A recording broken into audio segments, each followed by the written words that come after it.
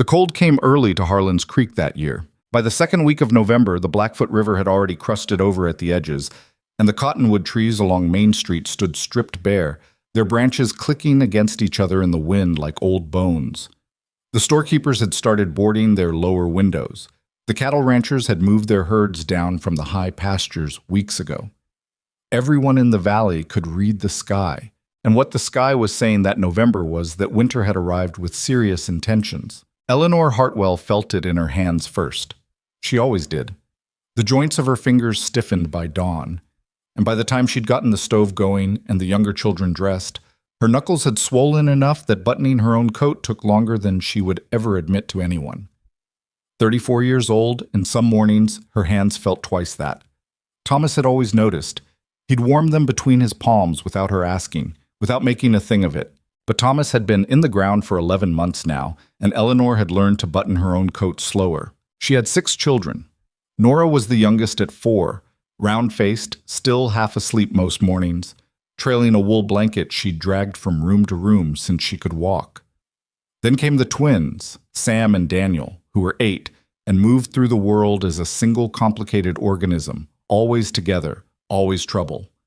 Lily was 11 and had her father's stubbornness and her mother's mouth, which was a dangerous combination.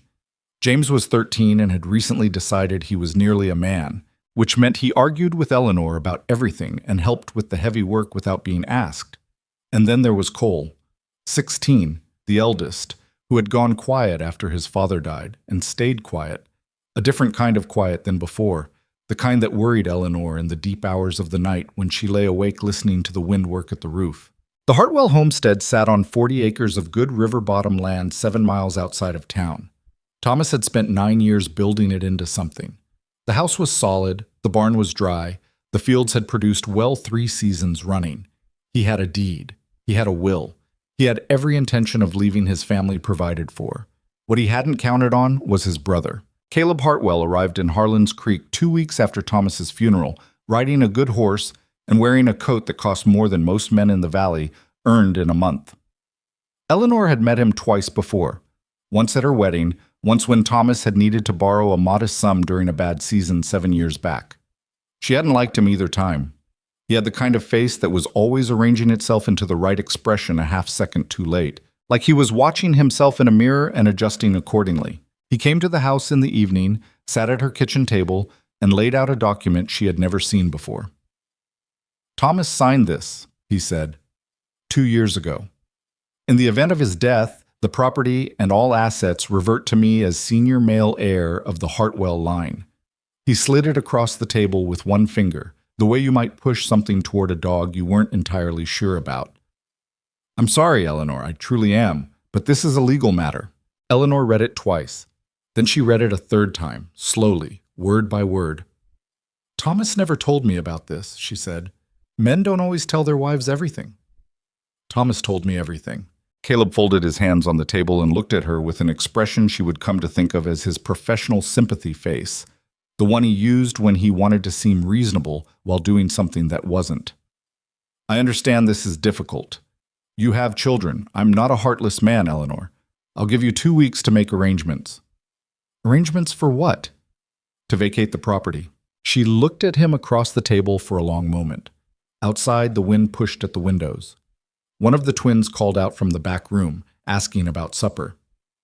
"Get out of my house," Eleanor said. He got up from the table slowly, with that same careful composure, and tucked the document back under his arm. 2 weeks, he said. "I'll have the sheriff with me when I return, so let's not make this uglier than it needs to be." She spent those 2 weeks doing everything right. She went to see Harlan Briggs, the only lawyer in town, who examined the document and told her it looked legitimate. She asked him to look harder. He told her he understood her frustration, but that the law was the law. She rode to the county courthouse in Delwood, 15 miles in 2 days of hard travel, with Lily watching the younger children at home. And she asked the county clerk to search the records for Thomas's original deed and will.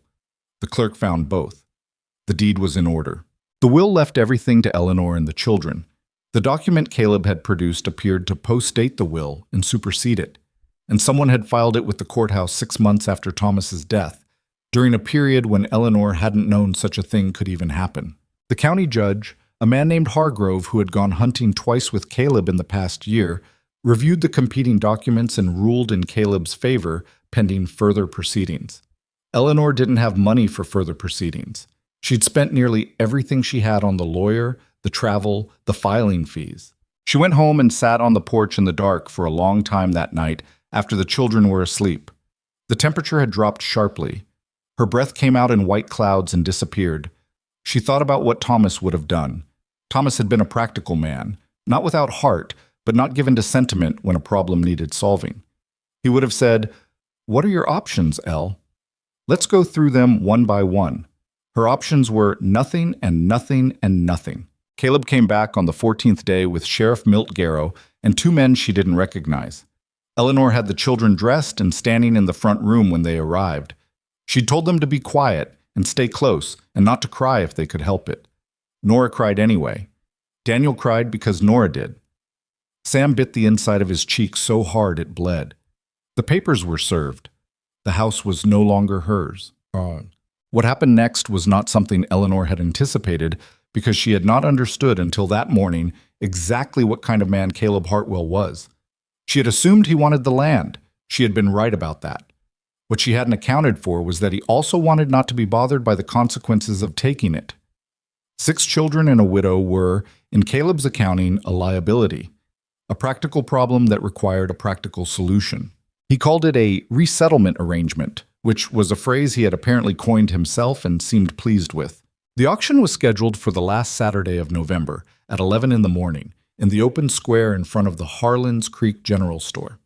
There were notices posted on the bulletin boards at the post office, the feed store, and the church. They described the event as a public charitable placement of a widowed mother and her minor children, offering domestic service contracts and apprenticeship opportunities to families in good standing. The language was careful. The language was almost respectable. What it was, stripped of the careful language, was a sale. Eleanor stood on that platform and understood this in her body before she understood it in her mind. The way understanding sometimes works when it's the kind you don't want. The platform was a feed wagon with the sides taken down, pulled to the center of the square. There were perhaps 60 people gathered, some of them there by intention, some of them just passing by and stopping when they saw the crowd. The snow was coming down steadily. Her children stood in a line beside her. The youngest wrapped in a blanket Eleanor had grabbed when they were taken from the wagon. She had her arm around Nora. She kept her face as still as she could manage. Caleb stood off to one side in his good coat, speaking quietly with Sheriff Garrow. He didn't look at Eleanor. He'd stopped looking at her directly about a week ago, she'd noticed. It was easier for him that way. A man in a hat Eleanor didn't know began reading from a paper, explaining the terms. Domestic service contracts for the women, Eleanor and Lily. Agricultural apprenticeships for Cole and James.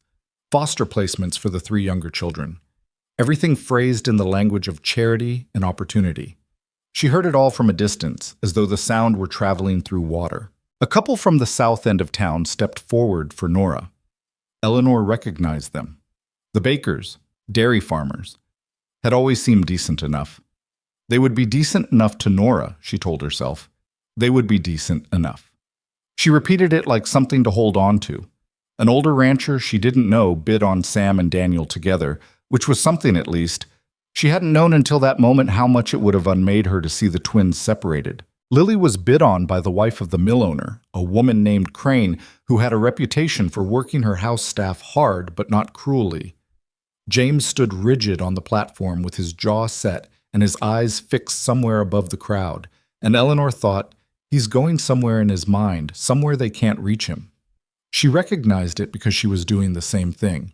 Cole wasn't looking away. Cole was watching everything, cataloging it, with the expression of someone making a list they intended to act on later. She had no way to stop any of it. She had stood in front of Sheriff Garrow the night before and told him this was wrong, that the documents were forged, that a judge who went hunting with the man who filed them wasn't fit to rule on them. Garrow had looked at his hat and told her the law was the law, and he was sorry for her trouble. The law was the law. She was starting to understand what that phrase actually meant, which was, the law is whatever the people who make it want it to be, and right now they don't want it to be yours. The bidding on Cole had stalled. He was 16, big for his age, strong enough to be useful, but there was something in his face, that cold, watchful stillness, that made people hesitate.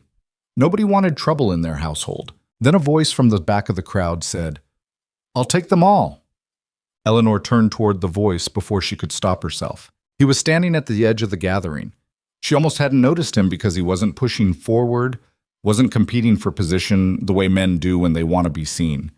He was just there, tall and broad-shouldered in a worn canvas coat, a dark hat with snow collecting on the brim. Maybe 40 years old or somewhere near it.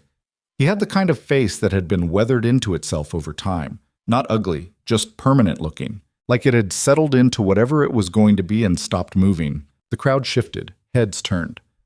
"I'll take them all," he said again, not loudly, but clearly enough. The mother and all 6 children, 1 contract. There was a murmur through the gathering. Caleb's head came up sharply. He looked at the man with something Eleanor couldn't immediately read. Not quite recognition, but something adjacent to it, like you might look at a problem you hadn't expected to present itself today. "Sir," the man with the paper said carefully, "the terms stipulate individual placement." "I know what the terms say. I'm offering a counter." He came forward through the crowd, which parted for him in a way that suggested he was either well known or simply had the kind of presence that made people move. "1 contract covering all 7. Whatever the highest current individual bids are, I'll match them combined and add 20%. "You can't do that," Caleb said. His careful composure had slipped slightly, just at the edges of his voice. "Sheriff Garrow." The man turned toward the sheriff without urgency. "Is there anything in the resettlement ordinance that prohibits a combined contract?" Garrow looked at his hat again. "I don't believe so," he said slowly. "Then we're following the ordinance." The man reached into his coat and produced a folded paper that he handed to the man running the proceedings. "That's a cashier's draft from the Delwood Territorial Bank. It covers the combined amount." The crowd had gone quiet in the particular way crowds go quiet, when something has happened that none of them fully understand yet. Eleanor watched Caleb. His composure was back in place, but it had that slightly too late quality she'd noticed before. He was recalculating, she realized. He hadn't anticipated this, and he was recalculating. "What's your name?" she asked the man before she decided to speak. He looked at her directly for the first time. He had gray eyes, she noticed. Not cold gray, just quiet, like winter water that was deep enough to be still. "Rhett Callahan," he said. "And what is it you think you've bought, Mr. Callahan?" He was quiet for a moment. "I bought a labor contract, ma'am. Same as anyone here." He paused. "But what I'm offering you and your children is a place to stay the winter, warm, fed, and let alone to figure out your next step. That's all." She looked at him for a long beat. Around them, the crowd was still watching, still quiet, the snow coming down between them. "Why?" she said. He seemed to consider the question seriously, which surprised her. Men who did things at auctions didn't usually expect to have to explain themselves. "I've got a ranch that needs working," he said finally, "and I know what it looks like when a situation isn't right." It wasn't a satisfying answer. She noticed he hadn't said, "I know it isn't right." He'd said he knew what it looked like, which was, she supposed, the more honest version. She didn't trust him. She had been given very little reason recently to trust anyone, but she looked at Nora asleep against her shoulder, at Sam's bleeding cheek, at Cole's watchful, frozen eyes, and she thought, "What are your options, Elle?" "All right," she said. "Let's go." Rhett Callahan's ranch was called Coldwater, so not for romance, just description. There was a creek that ran cold even in summer, coming down off the north face of the ridge, and it had watered the land long before anyone thought to name the place. The main house was large by frontier standards, built from Douglas fir gone dark with age, with a wide porch along the south face that caught the afternoon sun, and a stone fireplace in the main room big enough to stand in. There was a proper kitchen with a cast-iron range, a root cellar stocked with last summer's preservation work, a barn with 8 horses and adequate hay laid in, and 3 outbuildings in varying states of repair. It was, objectively, a good property. What it wasn't was warm. Not in the way Eleanor meant by the word. The rooms were heated, but they were also empty. Not of furniture, but of whatever furniture alone can't provide. The kitchen had good pans hanging on their hooks, but they hadn't been used in some time. The main room had a settle and 2 chairs arranged facing the fireplace like a conversation that had been interrupted and never resumed. There were no women's things anywhere. No children's marks on the door frames measuring growth year over year. No accumulated domestic debris of the kind that accumulates when people actually live somewhere. Rhett Callahan lived in this house alone, and he had been living alone in it for long enough that the house had started to take on the quality of a place waiting rather than a place inhabited. Eleanor noticed all of this within the first hour. She was a woman who had run a household for 11 years. She read houses the way some people read faces. "There's rooms off to the back hallway for the children," Rhett told her, showing them through, "and a room for yourself at the end. I'm in the loft above the kitchen. There's a separate stair, you won't be disturbed." "Where do you want us?" Eleanor asked. He looked at her, slightly uncertain what she meant. "Where in the house do you want us to be, and where do you want us not to be?" she said. "I'd rather know now than learn it wrong." He thought about it. "Kitchen's yours to run if you want it. Boys can help with the barn work mornings if they're willing. Rest of it. There's no rules I need kept. Just—" He paused, seemed to be looking for the right word. "Just easy," he said finally. "I don't need noise and trouble." "You have 6 children coming into your house," Eleanor said.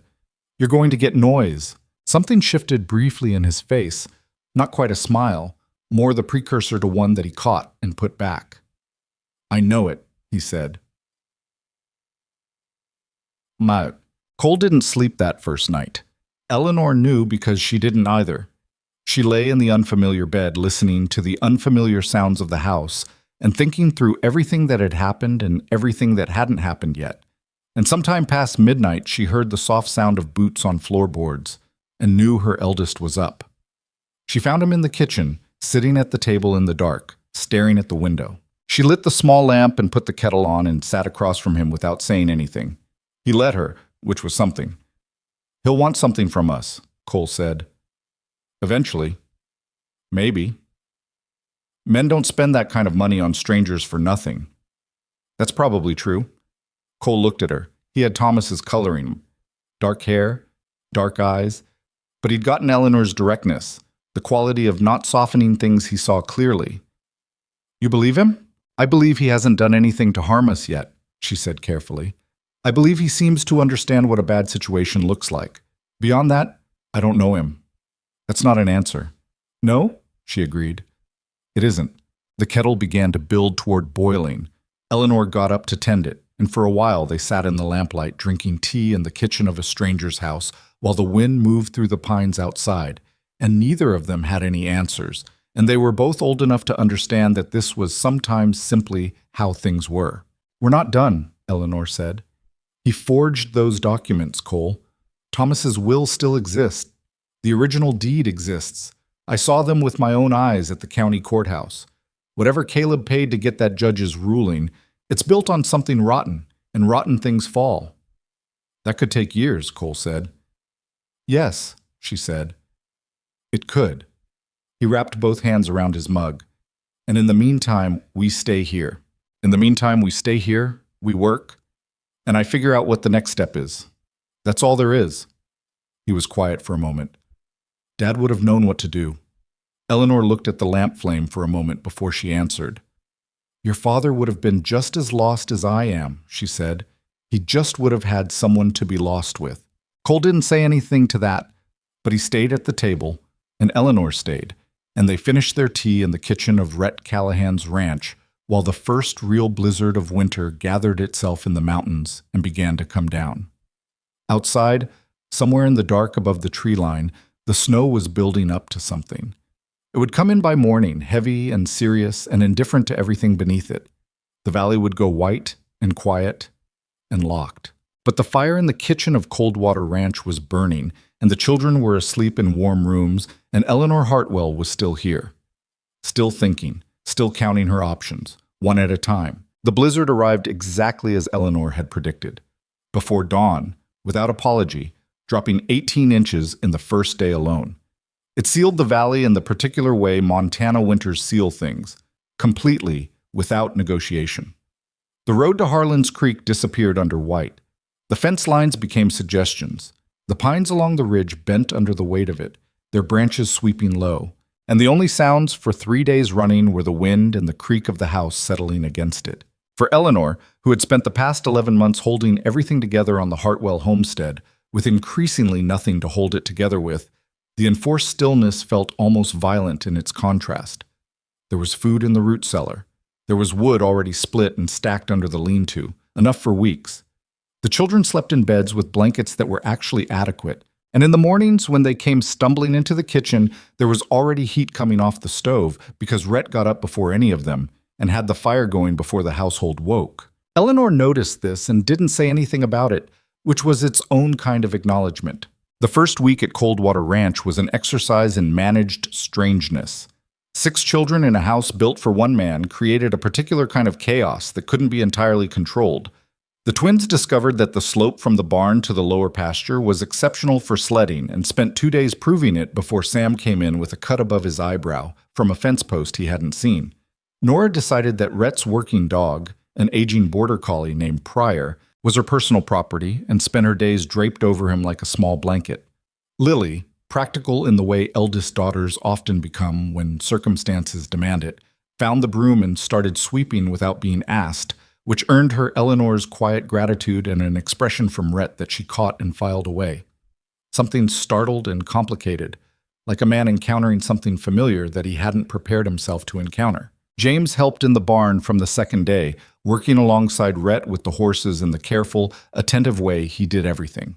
He didn't talk much, but he watched, and Rhett seemed to understand this about him and didn't push conversation where none was offered.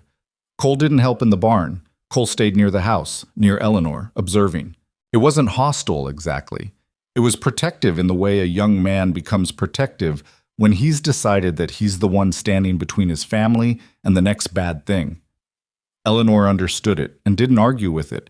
She'd seen what Cole had seen at that auction, and she knew you didn't talk someone out of what they'd witnessed with their own eyes.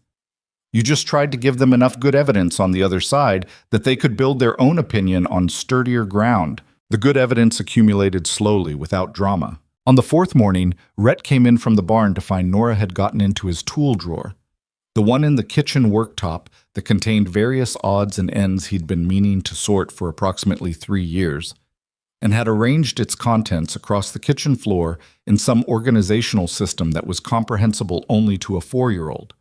He stood in the doorway looking at it.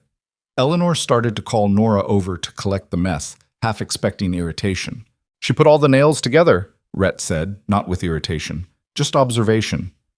"She likes sorting things," Eleanor said cautiously. He crouched down and looked at the arrangement more closely.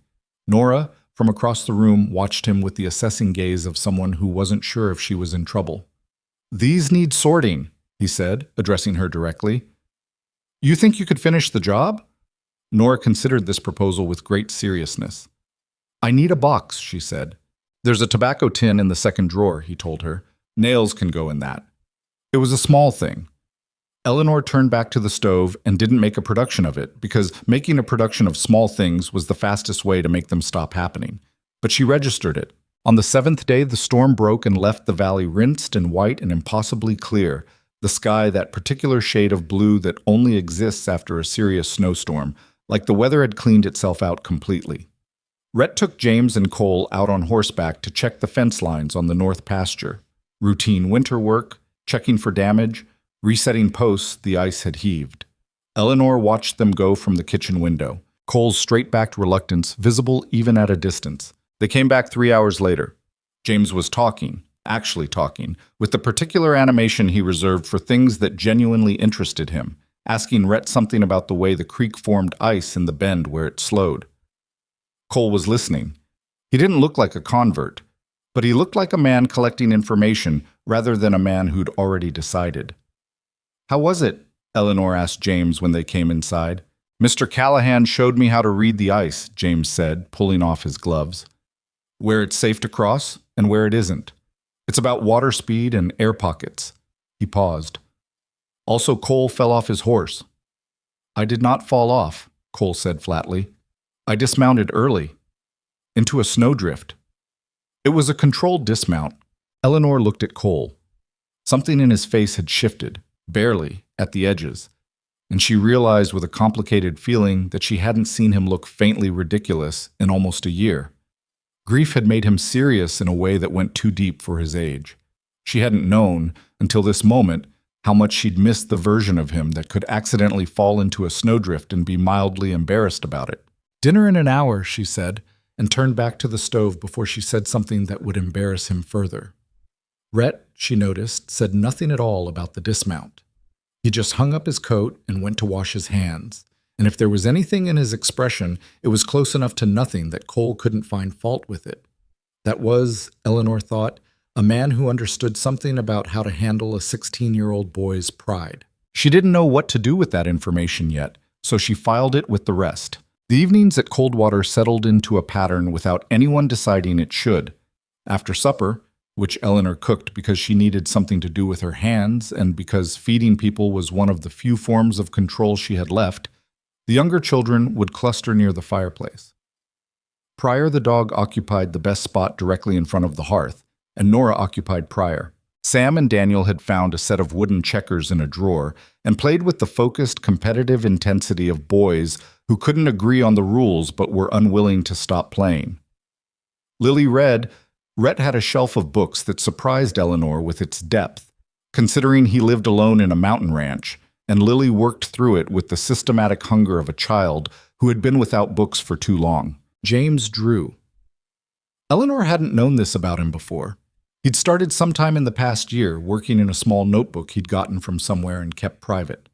At the ranch, he grew less private about it, sitting at the far end of the table with the notebook open, sketching the horses, the view from the kitchen window, Pryor, in various stages of sleep. Rhett saw the notebook once, early on. He paused beside James's chair and looked at the page. A study of the bay mare from different angles, the proportions careful and observant. He didn't say anything for a moment. Then, "You got the angle of the shoulder right. Most people get that wrong."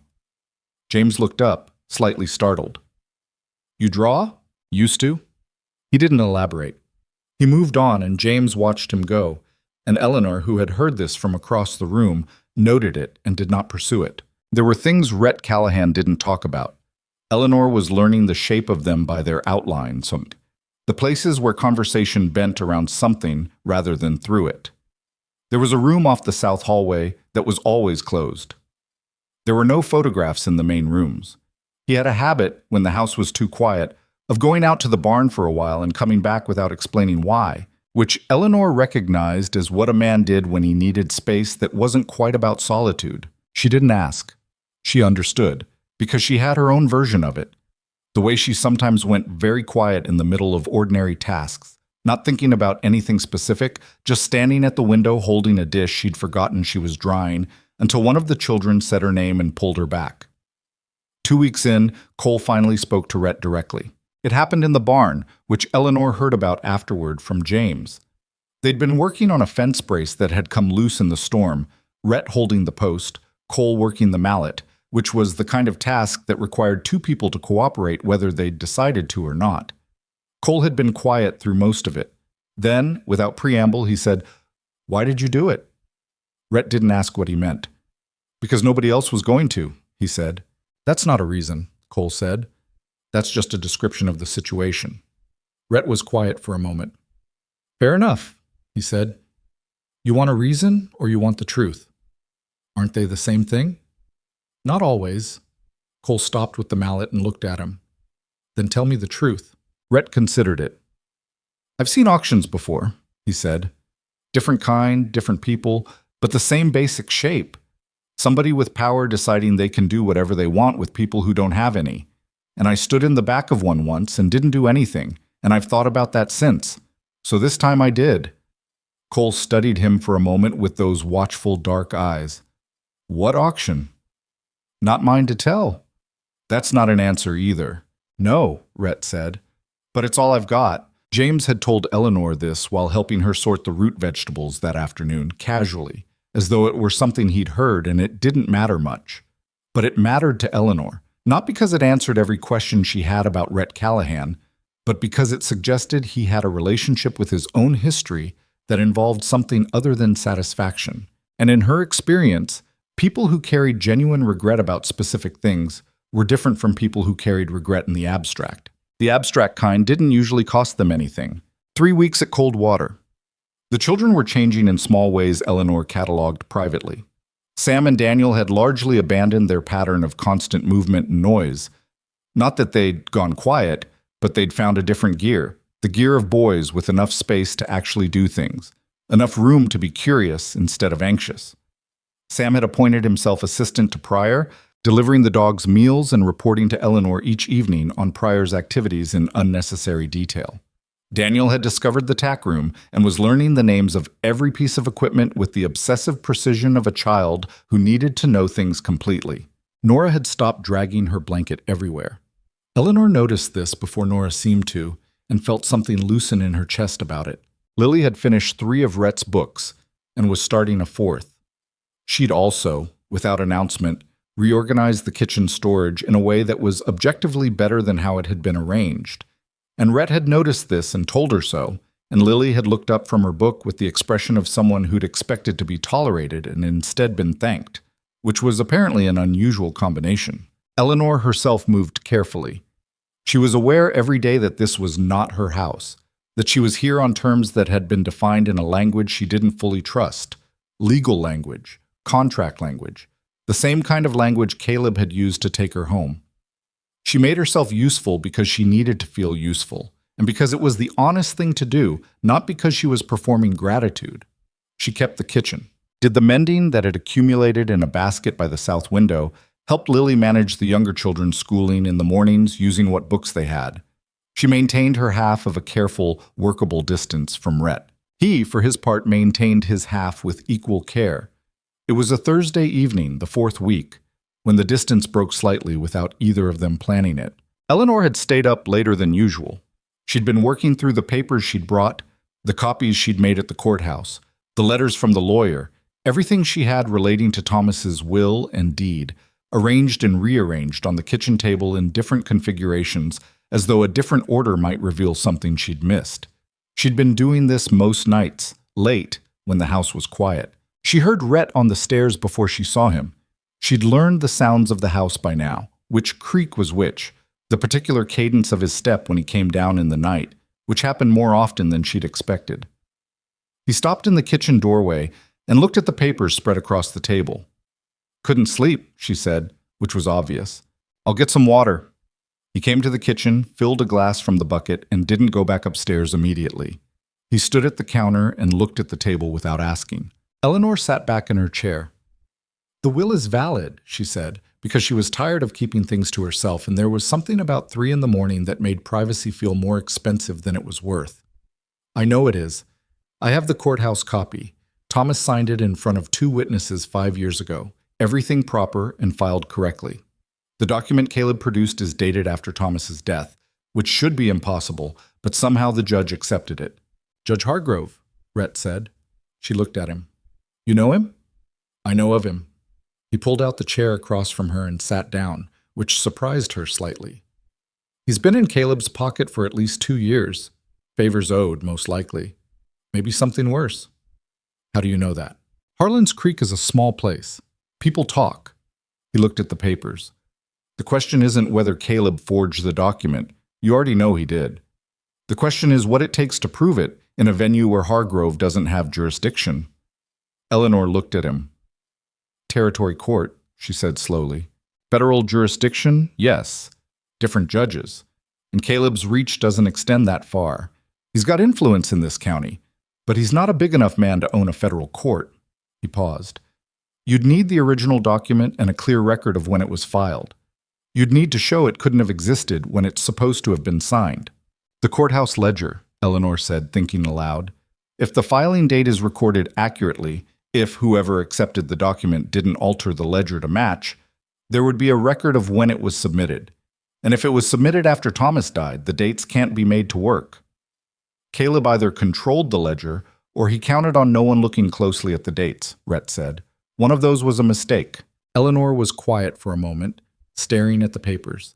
Then she looked up at him. "Why are you helping me think through this?" He was quiet for a moment. "Because you're sitting up at 3 in the morning working through it alone," he said, "and that doesn't seem right." It was not a complicated answer.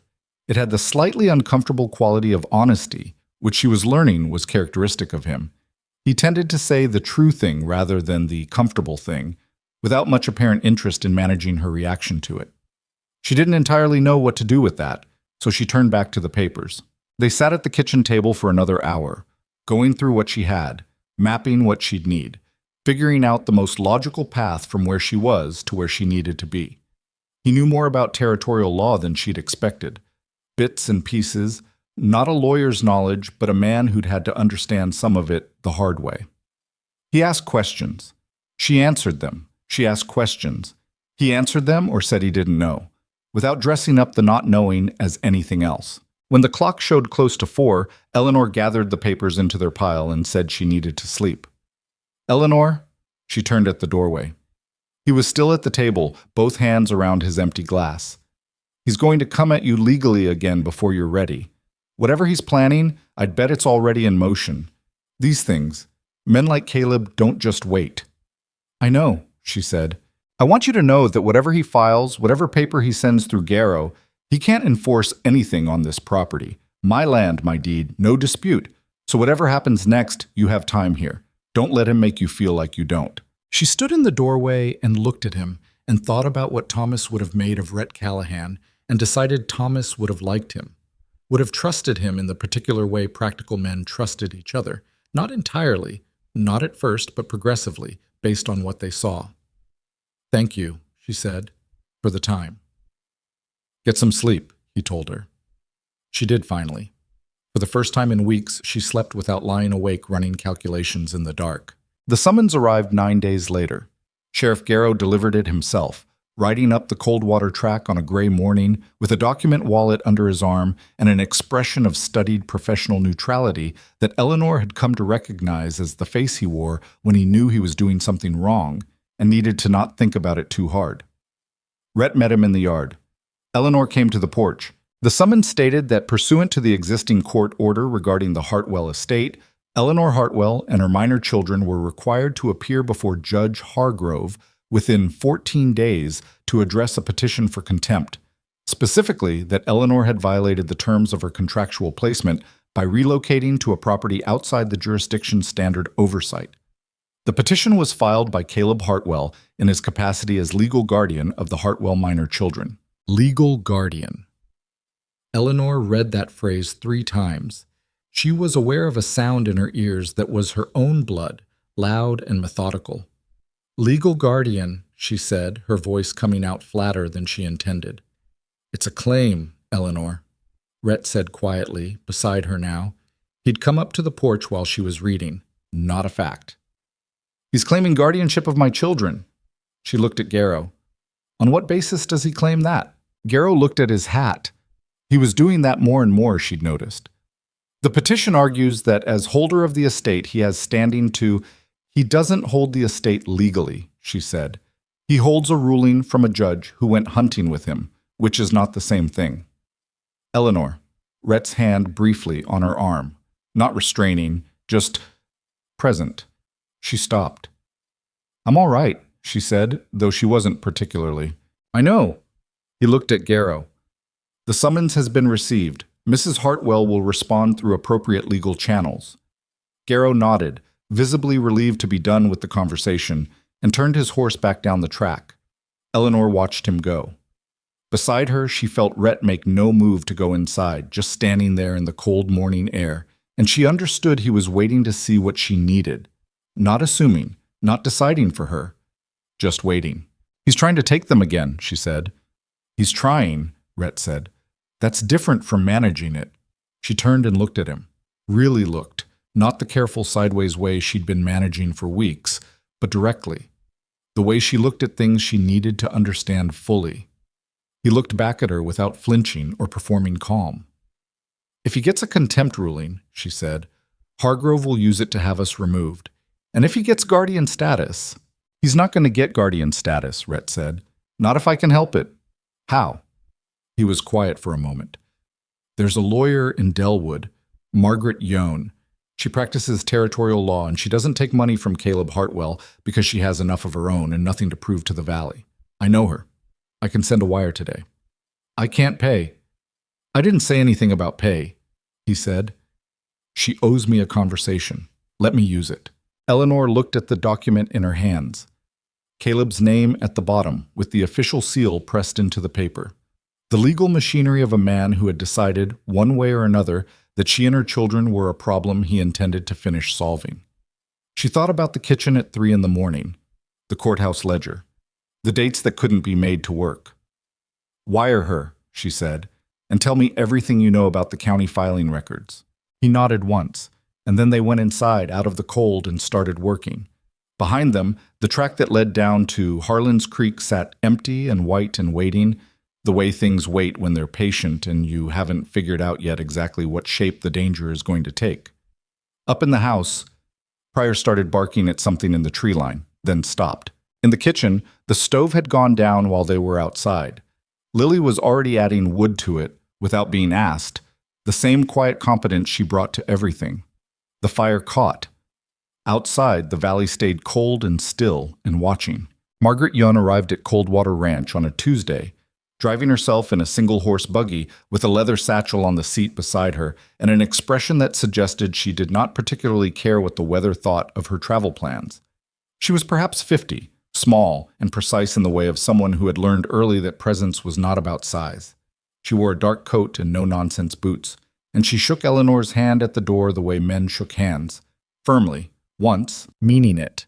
Rhett's wire said you had a problem, she said, coming into the kitchen and setting her satchel on the table without asking. Show me what you have. Eleanor liked her immediately, which she hadn't expected. They spent 3 hours at the kitchen table. Eleanor laid out everything. Thomas's will, the courthouse copies of the deed, the filing dates, the timeline she'd reconstructed of when Caleb's document had appeared in the records. Margaret read everything twice, asked sharp questions, and wrote notes in a hand so small it was almost cipher. She did not offer reassurances. She did not say, "This looks promising," or "I think we can work with this." She read and asked and wrote, and Eleanor found that the absence of false comfort was, paradoxically, more comforting than comfort would have been. The filing date is the problem, Margaret said finally, setting down her pen. And also the solution. Explain the problem first, Eleanor said. Caleb's document is dated 2 years before Thomas's death. That's clever. It makes it look like Thomas signed it while he was alive and in his right mind, and it gives it precedence over the will because wills can be superseded by contract and territorial law if the contract is later. But here's what Caleb got wrong. She turned one of the papers to face Eleanor and pointed. The filing stamp. The courthouse received this document 7 months after Thomas died. The stamp is right there. Whoever accepted it either didn't notice the discrepancy in the date or was paid not to. If the document is dated 2 years before Thomas's death, Eleanor said slowly, why wasn't it filed until after? Exactly the question. Caleb's explanation would be that Thomas gave him the original to hold, and he only filed it after Thomas passed, which is legally plausible but practically suspicious. However, Margaret pulled another paper from her notes. Territorial statute requires that any contract involving real property be filed within 90 days of signing if it's to take legal precedence over a subsequent will. If this document was truly signed 2 years ago, it should have been filed 2 years ago. It wasn't. That's a statutory defect. Can we use that? We can raise it. Whether a federal territorial judge accepts the argument depends on whether Caleb has a counter-explanation ready. Margaret folded her hands. Here's the harder problem. The filing stamp itself, the date on it, I have reason to believe it may have been altered. The ink color is slightly different from other stamps on the same page, and the impression is just slightly off register from the others, like it was pressed by a different hand or a different instrument. Eleanor stared at her. Someone altered the courthouse record. Possibly.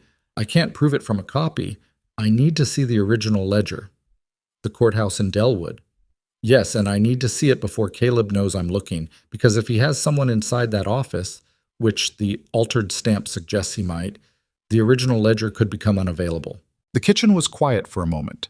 Rhett, who had been leaning against the counter through most of this, said, How long do we have before the contempt hearing? 11 days, Margaret said. Can you get to Delwood and back with what you need in that time? I can, Margaret said. But there's a second problem. She looked at Eleanor. The ledger alone may not be enough. A clever lawyer, and Caleb will hire the best he can find, can argue the dating discrepancy away if there's no other corroborating evidence. What I need is something that proves the document itself is a forgery, something in Caleb's possession. The original, Eleanor said. The original document, if it exists, would show when it was actually created. Paper ages, ink ages. A forensic examiner can sometimes determine if a document is as old as it's claimed to be. She paused. But I need access to it. Caleb keeps his papers in his estate office, Rhett said. I know the property. I did business with the man who owned it before Caleb bought it 6 years ago. Stonehouse, south of town. He keeps the estate office in the back room on the ground floor. Eleanor looked at him. She hadn't known he knew the property. That's the document we need, Margaret said carefully, not saying the rest of it. She began packing her papers back into the satchel. How much would it change things? Eleanor asked. The original document, if it could be shown to be newly made rather than 2 years old. It would change everything, Margaret said. Combined with the ledger discrepancy, it would give a federal judge enough to void the ruling, invalidate the contract, and restore your deed. Caleb would face criminal forgery charges on top of losing the land. She snapped her satchel closed. I'll leave for Delwood tomorrow morning. I can be back within 4 days with what I need from the ledger. She stood up and looked at Eleanor with the direct, assessing gaze she'd brought to everything. The other question, about the original document, that's not something I can address professionally. I understand, Eleanor said. Margaret picked up her satchel. I'll see myself out. After she was gone, the kitchen was quiet. The fire ticked in the stove. Outside, the afternoon had gone gray, and the wind was picking up again off the ridge. No, Rhett said. Eleanor looked at him. I haven't said anything. You're about to. He pushed off from the counter. Going onto Caleb's property at night to search his office. Eleanor, if you're caught, it doesn't just destroy the case. It hands him exactly what he needs to have you imprisoned and the children removed on criminal grounds. I know the risks. I don't think you've fully counted them. I've been counting risks since November, she said, and something in her voice stopped him. I counted the risk of fighting the deed in county court. I counted the risk of refusing to leave the house. I counted the risk of getting on that wagon with you, which was the biggest one, and it turned out all right. She looked at him steadily. 11 days, Rhett. If Margaret can't get what she needs from the ledger alone, and she said herself it might not be enough, we have 11 days before Hargrove rules on that contempt petition. And if he does, we're back on a platform. He was quiet for a moment. Not on my property, you're not. He'll find a way around that. You know he will. She gathered the papers from the table and stacked them carefully. I'm not asking you to come with me. You're not asking me at all, he said. You're telling me what you've decided. Yes. He looked at her for a long time. She held the look without backing down, which she'd gotten better at. Not from confidence exactly, but from the particular stubbornness of a woman who had run out of options she was comfortable with. I know the property, he said finally. The layout, the approach from the north pasture, where the dogs are kenneled. A pause. You're not going alone. She almost argued on principle, then didn't, because the truth was that she'd been hoping he'd say something like that, and arguing with it would be dishonest. All right, she said. When? 4 days. Night before the new moon. It'll be darkest then. Margaret will be back from Delwood by then, and we'll know what we're working with from the ledger before we decide whether to move. It was sensible. She nodded. Eleanor. His voice was different now, quieter, stripped of the practical. If we find what we're looking for in that ledger and it's enough, we don't go. Agreed? She thought about it honestly. Agreed, she said. He nodded once. They both understood the agreement meant what it meant. They would only go if they had to. 4 days later, Margaret returned from Delwood with the ledger records, photographed copies made with her own traveling press, page by careful page. The alteration was there, exactly as she'd suspected. The filing date on Caleb's document had been changed from a date 7 months after Thomas's death to a date 6 weeks after the document was supposedly signed. The original ink showed through the alteration in certain light, like a scar beneath new skin. It's there, Margaret said, laying the copies on the table. Anyone can see it if they know to look. The question is whether a judge will accept this as enough. Is it enough? Rhett asked. Margaret was quiet for a moment, which was the answer. It raises significant doubt, she said finally. Significant doubt is not the same as certainty. In a federal court with a good judge, it might be enough.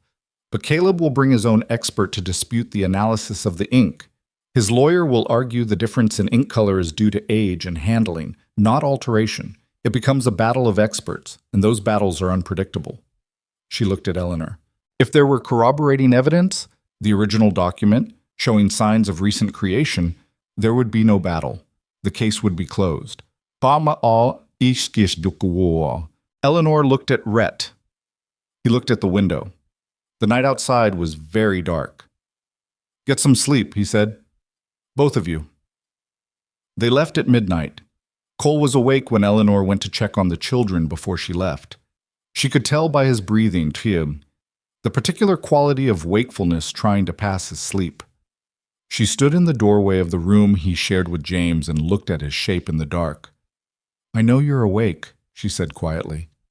A pause. Where are you going? Somewhere I need to go. That's not an answer. No, she agreed. It was the same thing she'd said to him in the kitchen weeks ago, and she felt the echo of it. I'll be back before morning. Rhett is with me. Lily knows where the rifle is if anything happens at the house, and nothing is going to happen at the house. He was quiet for a moment. What if something happens to you? She had thought about this. She'd thought about it carefully, from every angle. Then Margaret has everything she needs to continue the case, and you are 16 years old and smart and stubborn enough to see it through. She paused. But I'm coming back. You don't know that. Cole. She came into the room and crouched beside his bed, the way she used to when he was small and had nightmares, which felt like about 100 years ago. I need you to trust me. He turned over and looked at her in the dark. I do trust you, he said. That's not the same as not being scared. She put her hand briefly on his shoulder, one quick, firm grip, the kind Thomas used to use when words weren't sufficient. Keep the fire going, she said. I'll be cold when I get back. She straightened and went out before either of them could find more to say. Rhett had the horses ready. Dark horses, no lantern. He had 2 saddlebags with tools she didn't examine too closely. A short pry bar, a shim, a roll of cloth for wrapping anything they found to muffle noise. He'd dressed in dark clothes, and he'd brought an extra coat for her, darker than her own. He helped her adjust the collar without commentary. You know this could go wrong in about 15 different ways, he said. I've identified at least 12, she said. What are yours? He almost smiled. It was too dark to be sure, but she thought he almost smiled. Same 12, probably. Plus 2 more involving Caleb's nightman. He keeps a hand who sleeps in the barn on the north side and walks the property at random hours. So we watch for the walk pattern first. Yes. They rode out. The moon was a thin sliver doing almost nothing against the cloud cover, and the road south to Harlan's Creek was a pale stripe through the dark that Rhett seemed to navigate as much by feel as by sight, his horse moving steadily without urgency. Eleanor kept pace beside him. The cold was the sharp kind, the kind that got into your throat with every breath, and she kept her face half buried in the collar of the borrowed coat and thought about courthouse ledgers and dates and the particular satisfaction of a thing done correctly. She thought about Thomas briefly, not in the grieving way, not anymore, but in the way she'd started to think of him recently, more like a conversation she could hold in her head.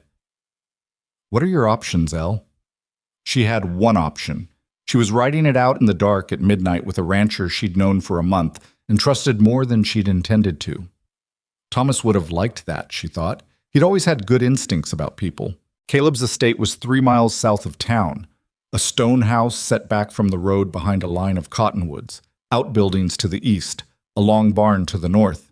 They came at it from the west, across a neighbor's fallow field, tying the horses in a stand of willows beside the frozen creek before going the rest of the way on foot.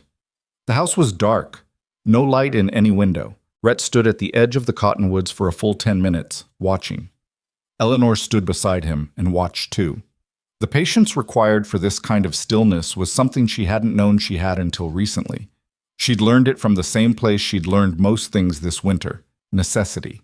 The nightman came around the south corner of the barn at the 20-minute mark, unhurried, carrying a lantern turned low. He walked the fence line along the eastern paddock, paused at the gate, then turned back toward the barn. He was inside again within 5 minutes. "He'll do that again in about an hour," Rhett said quietly. "That gives us time." They moved through the cottonwoods to the house's north face, where a window Rhett had noted on his one visit years ago sat low enough to reach from the ground. The lock was a simple barrel latch, the kind that could be shimmed from outside with patience. Rhett worked at it carefully, the cloth from the saddlebag wrapped around the pry bar to muffle any scrape. Eleanor watched the corners of the house and the dark behind them and tried to breathe evenly. The window gave. Rhett eased it up slowly, an inch at a time, until there was space enough to climb through. He went first, found his footing on the other side, and helped Eleanor through without making it a production of chivalry, just a steadying hand, practical as everything else he did. Inside, the house smelled of wood smoke and tobacco, and the particular smell of money that Eleanor couldn't define precisely but recognized. Something about the quality of the rugs underfoot, the density of the curtains on the windows. Everything in the house was better than it needed to be. The way things are when a man buys quality, not because he appreciates it, but because he needs people to see it. The office was where Rhett had said, "Back hallway, south end, door closed." Rhett tried the handle. Locked. He crouched and worked the shim into the lock with a focus Eleanor found almost meditative to watch, his hands quiet and certain. It took 4 minutes. The lock turned. The office was small and precise. A large desk, a wall of filing cabinets, bookshelves with leather-bound ledgers that were too uniform to have been read, a lamp on the desk that they didn't light. The window here had thick curtains, and Rhett pulled them before Eleanor lit the small candle she'd brought, cupped in her palm. "The filing cabinets," she said. They started on opposite ends, working through folders by candlelight, reading fast, replacing each paper exactly as they'd found it. Rhett worked the left cabinets. Eleanor worked the right. The clock on the desk ticked. Outside, Pryor was back at the ranch with the children, and Eleanor cataloged the sounds. The house settling, the far-off movement of a horse in the barn, the wind in the cottonwoods, and kept working. 15 minutes in, she found a locked drawer in the lower right of the desk itself, separate from the cabinets. The lock on a desk drawer was different from a door lock, smaller, simpler. She looked at it for a moment, then picked up the thin letter knife on the desk and worked the blade into the gap between drawer and frame. "Eleanor," Rhett said quietly from across the room, "I see it." The drawer came open with less effort than she'd expected. The lock was more decorative than functional, which told her Caleb valued the appearance of security over the substance of it. Inside, the drawer held a leather portfolio, unadorned, tied with a cord. She unwrapped it. Inside were documents, 6 or 7 pages, and on top, the one she recognized. Not the copy.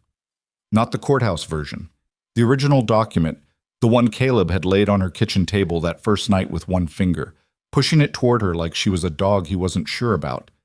She checked the date at the bottom, 2 years before Thomas's death.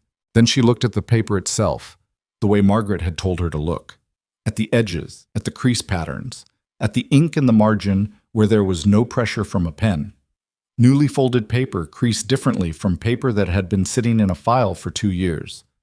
Margaret had explained this, and Eleanor had listened, and now she looked at the crease in the bottom left corner of the document and saw that it was sharp and pale, the paper not yet settled into it the way paper settled over years. This document was not 2 years old.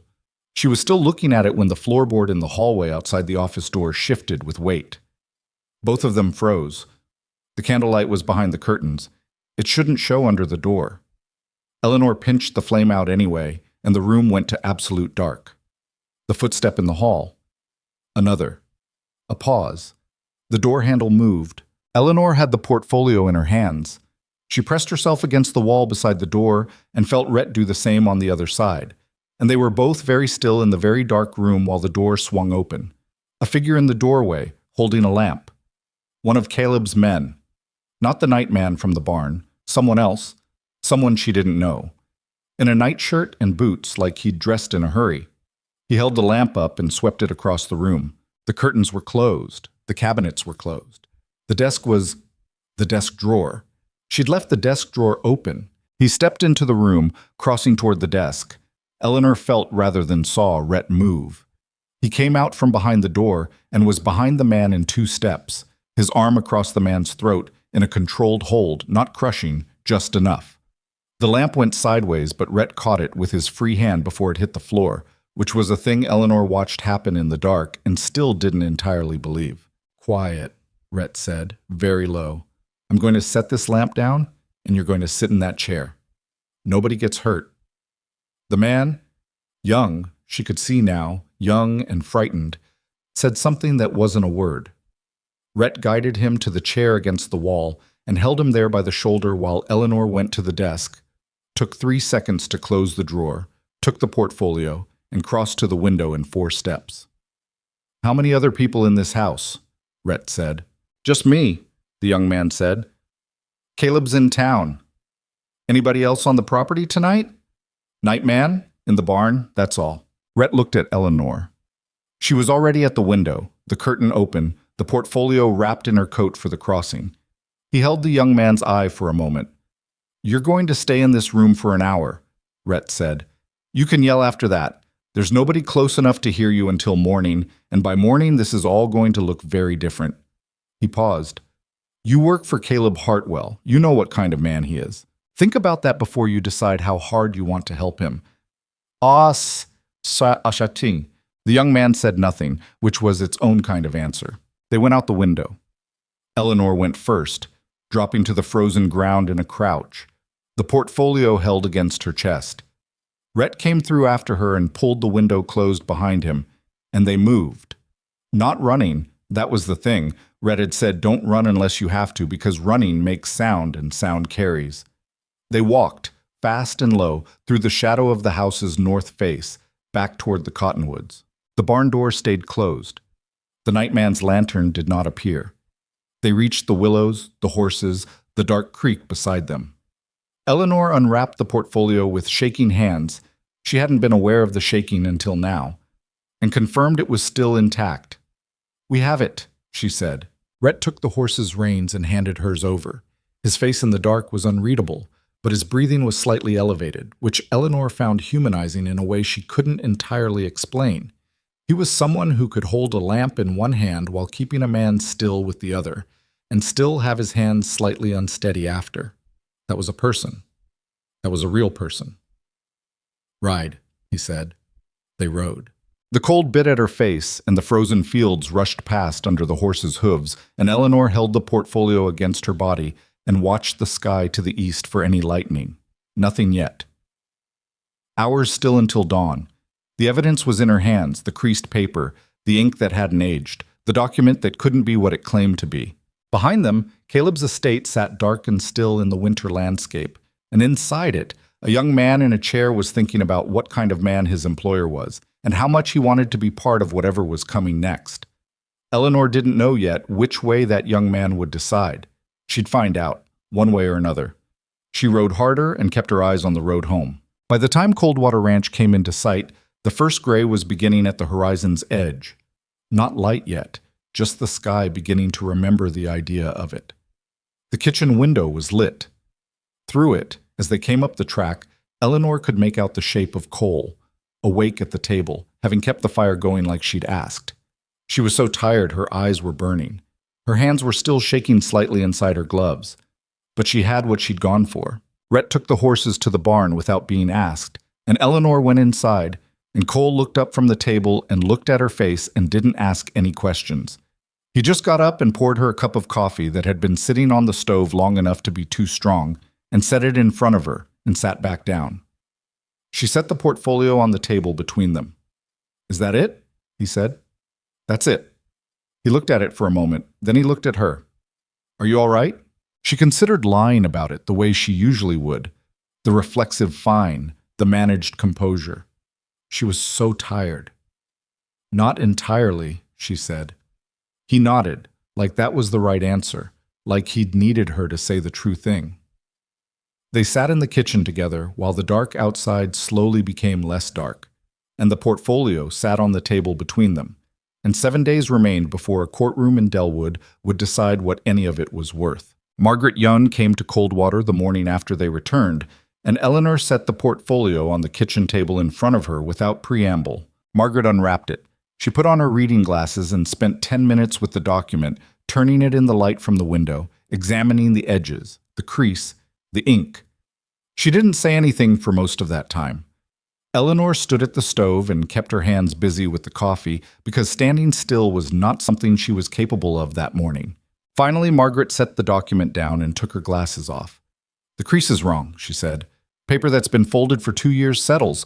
This hasn't settled. And here," she pointed to the margin at the bottom left corner.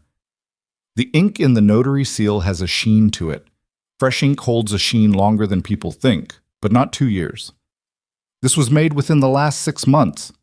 Can you prove that in court?" Rhett asked from the doorway. "I know a document examiner in Helena. Frederick Marsh. He's testified in territorial court 4 times. His credentials are solid.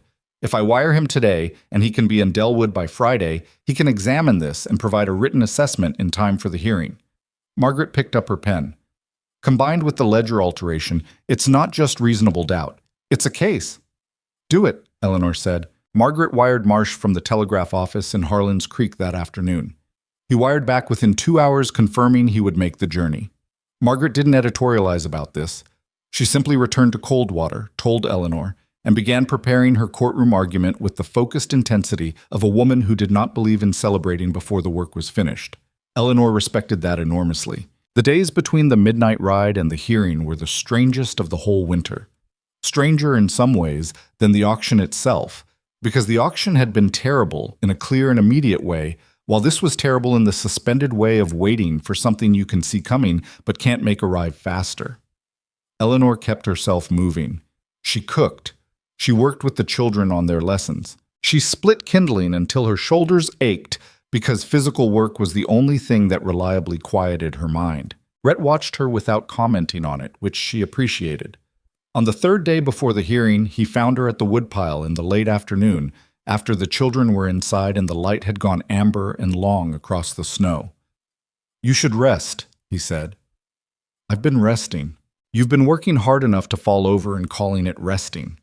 He took the maul from her hands, not forcefully, just with the steady matter-of-factness that characterized most of what he did. "Come sit." She wanted to argue, but her arms genuinely ached and the light was going anyway. So she followed him to the porch, and they sat in the 2 chairs that faced the valley. And for a while neither of them said anything. The valley was white and pale gold in the last of the afternoon, the ridge dark against the sky, a hawk doing long, slow circles above the south pasture. "Tell me about the room," Eleanor said. He looked at her sideways. He knew which room she meant. The closed one, the south hallway. She'd never asked, and he'd never offered, and they'd maintained that agreement for 2 months without discussion. "You don't have to," she added. He looked back at the valley. A long pause, long enough that she thought he'd decided not to, which was his right. "I had a wife," he said. "Clara, 7 years ago." He stopped, started again. "We had a daughter. She was 3. Another stop. "There was a fever that winter, the kind that moves through a household fast, and you don't know how serious it is until it's already serious. Clara got it first, then the girl." He was looking at the hawk now, tracking it across the sky. "I was in Delwood getting the doctor, 30 miles. I rode the whole way and back in 1 night." A pause. "I was 40 minutes too late for my daughter. Clara held on another 2 days. Eleanor didn't say anything. There was nothing to say to that, no words that improved on the silence, and she'd learned the hard way that people who'd been through grief didn't usually need you to fill it. "The room was hers," he said. "The girl's. I closed it the week after, and I haven't opened it since." He cleared his throat. "That's the truth of the empty house. Not mystery, just I didn't know what to do with it." "The books," Eleanor said. "The shelf in the main room. Clara's mostly." She thought about Lily working steadily through that shelf and wondered if Rhett watched her do it, and whether it was painful or something else. She thought she knew, but she didn't ask. "Your children," he said after a moment. "They're—" He stopped, like he'd started a sentence and found it went somewhere he hadn't planned. "Sam told me this morning that Pryor is part wolf. He's apparently researched this extensively." Eleanor almost laughed. "What did you tell him?" I told him Pryor was about 12 years old and mostly asleep, which was probably more wolf than dog at that stage. He paused. He seemed satisfied with that. She did laugh then, quietly, and it was the first time in 3 days that anything in her body had felt loose.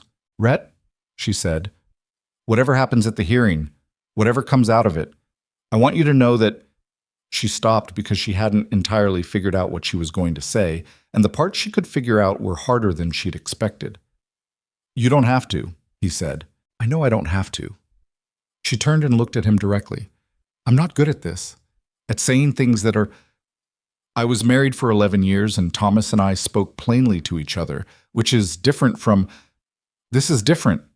She gestured vaguely, which was not like her, and she knew it.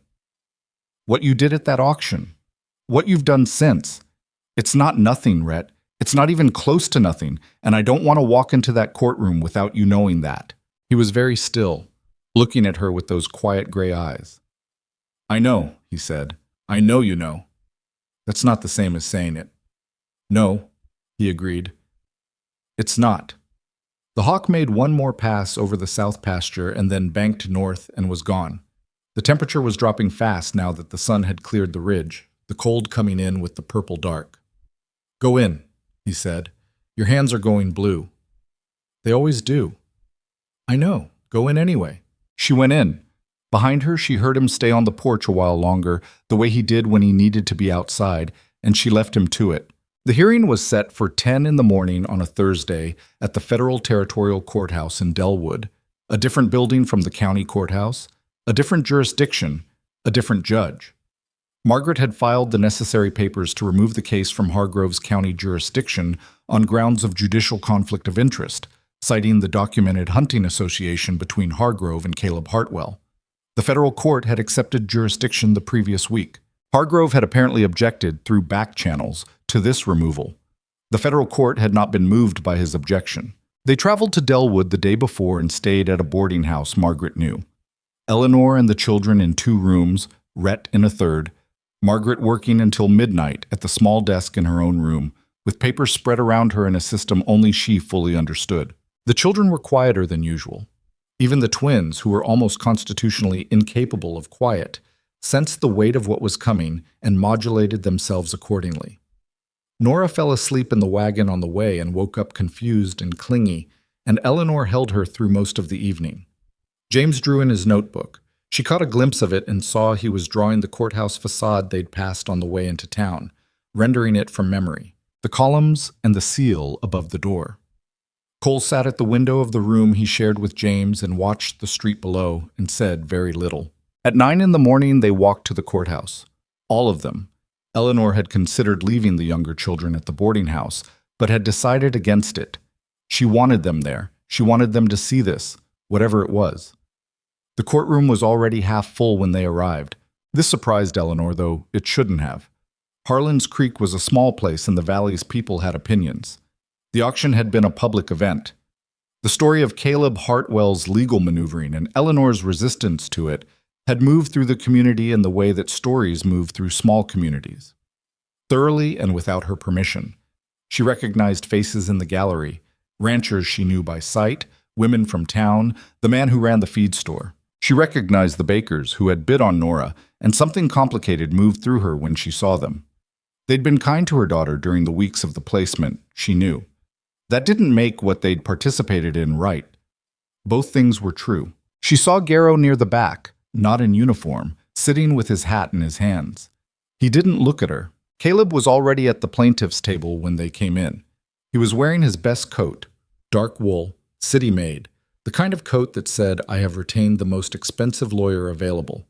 He had in fact retained a man named Horace Pendleton from Helena, whom Margaret had mentioned briefly with the tone of someone who respected her opponents. Pendleton was in his 50s, heavy-set, with the deliberate movements of a man who had been in courtrooms so long they'd become his natural habitat. Caleb looked at Eleanor when she came in. For just a moment before his composure settled back into place, she saw something in his face that was not quite what she'd expected. Not anger, not contempt, but something smaller and uglier. Something that looked like the face a man makes when he's realized he may have miscalculated and is still trying to decide how bad it is. She held his look for exactly as long as it took her to find her seat. Then she looked away and didn't look back. The judge was a man named Adler. Federal appointment, 15 years on the territorial bench from what Margaret had told her. She'd described him as demanding and impatient and completely unimpressed by local influence. He will not like having his time wasted, Margaret had said. And he will not like what Caleb has done to the county court record. Men like Adler take that personally. He came in without ceremony and sat and looked at the room over the tops of his glasses, with the expression of a man who had seen every variety of human error and was prepared to see more. This is a petition to void the existing county court ruling in the matter of the Hartwell estate, he said, and to address allegations of document fraud. Counselor Young, your petitioner. Let's hear it. Margaret stood. She was the same size as she'd been at Eleanor's kitchen table, which was small, but in the courtroom she seemed to take up more space than her dimensions accounted for. She spoke for 20 minutes without notes. She laid the timeline out with the precision of a surgeon. Thomas Hartwell's death, the valid will filed correctly, the appearance of Caleb's competing document, the filing date discrepancy, the altered courthouse ledger, and finally the document itself. Frederick Marsh, the examiner from Helena, took the stand. He was thin and dry and spoke with the absolute confidence of a man whose expertise nobody in the room was qualified to dispute. He had examined the document. He testified to the paper characteristics, the ink sheen, the crease pattern. He gave his professional opinion, which was that the document had been created within the past 8 months and could not have existed at the date written on it.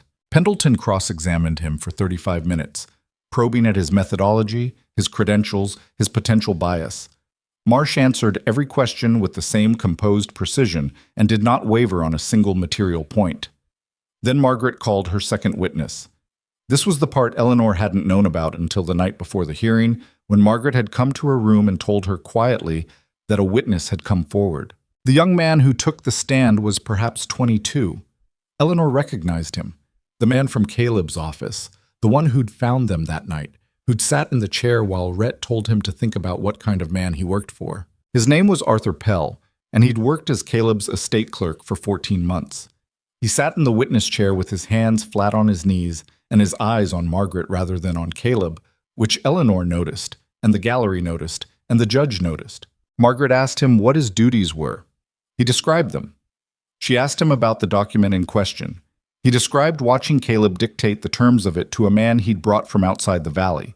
Not a lawyer, just a man who was skilled at certain kinds of writing.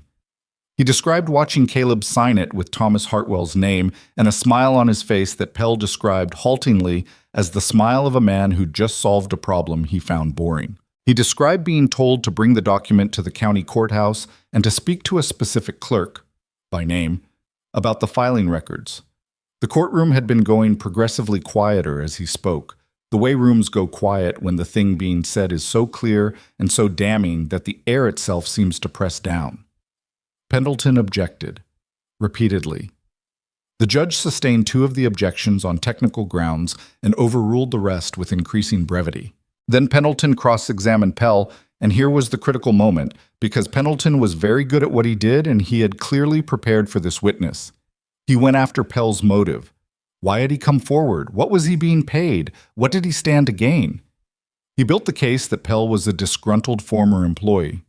He had in fact left Caleb's employ the week after the night Eleanor and Rhett had come to the estate, with a personal grievance, and that his testimony was colored by that grievance. Pell took this steadily, which surprised Eleanor. He was young, and he was nervous. His hands never fully stopped moving on his knees, but his answers were consistent. Then Pendleton made the mistake of asking one question too many. It was the question Eleanor could see him hesitate over, the one he perhaps should have left alone but couldn't resist.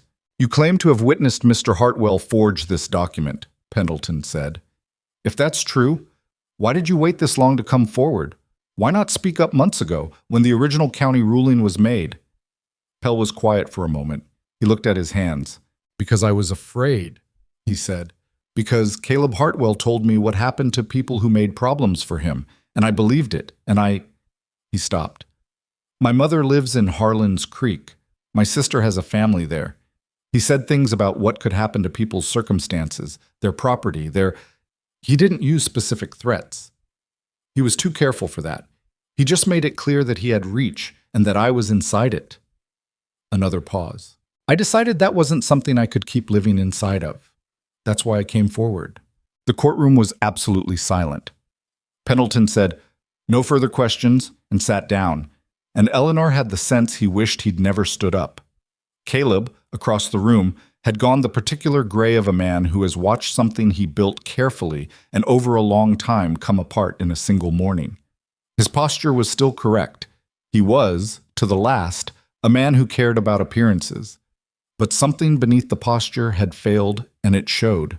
His own testimony, when Pendleton put him on the stand in the afternoon session, was a diminished thing. He maintained the document was legitimate. He maintained Thomas had signed it willingly. He had no explanation for the paper and ink analysis. He had no explanation for the filing date discrepancy. He had no explanation for Arthur Pell that didn't make him sound like exactly what he was. A man accusing his accuser of lying because the truth was more than he could afford to tell. Judge Adler asked him, at one point, to explain why a property contract signed 2 years before Thomas Hartwell's death had not been filed within the statutorily required 90 days. Caleb said that Thomas had preferred to keep the matter private during his lifetime. Private from whom? Adler said. From his family. His family meaning his wife. Yes. A man signs over his family's property to his brother and asks him to keep it private from his wife. Adler looked at him over his glasses with an expression that was not quite contempt, but was close enough to its border. And you saw nothing unusual about that request. Thomas had his reasons, Caleb said. I'm sure he did, Adler said, and moved on. Margaret's closing argument was 8 minutes long. She didn't raise her voice once. Pendleton's closing was 20 minutes and technically accomplished, and Eleanor sat through it feeling the strange double experience of following his argument precisely while also being almost unable to believe that a man this intelligent was working this hard to make a lie sound reasonable. Judge Adler called a recess of 45 minutes. Eleanor took the children outside to the courthouse steps. The day had clouded over and the temperature had dropped while they were inside. A few flakes were drifting down, not serious, just weather reminding them it existed. Nora was hungry and said so at length. Eleanor gave her the biscuit she'd brought in her coat pocket for exactly this purpose, and Nora ate it with focused satisfaction. Cole stood a few steps away from the group, looking at the street. Eleanor went and stood beside him. What do you think? He said. I think Pell's testimony was the thing, she said. Everything else is evidence. Evidence can be argued with. What Pell said, you can't argue a man out of what he watched happen. If the judge believes him. I think the judge believed him, she said. I think Adler's been in that room long enough to know what a man sounds like when he's telling the truth because he's decided to, not because someone's told him to. Cole was quiet for a moment. And if it still goes wrong? She thought about that honestly. Then we find another way. There's always a next step, Cole. That's what I've learned this winter. She glanced at him. That and how to pick a desk drawer lock. He turned and looked at her with an expression she hadn't seen in over a year. Something between horrified and entirely delighted. You broke into his office. I don't know what you're talking about. Mom, I really don't know what you're talking about. He stared at her for another second, and then made a sound that was the closest thing to a real laugh she'd heard from him since Thomas died. Short, almost involuntary, like it escaped before he could stop it. She looked away before he noticed she'd noticed, because the moment was too fragile for that. Rhett, beside her, said nothing. But she felt him shift slightly, and she thought that if she looked at him, she'd see something in his face that she wasn't ready to address in the middle of a courthouse step with 6 children around her, so she looked at the snow instead. They went back inside when the bailiff called.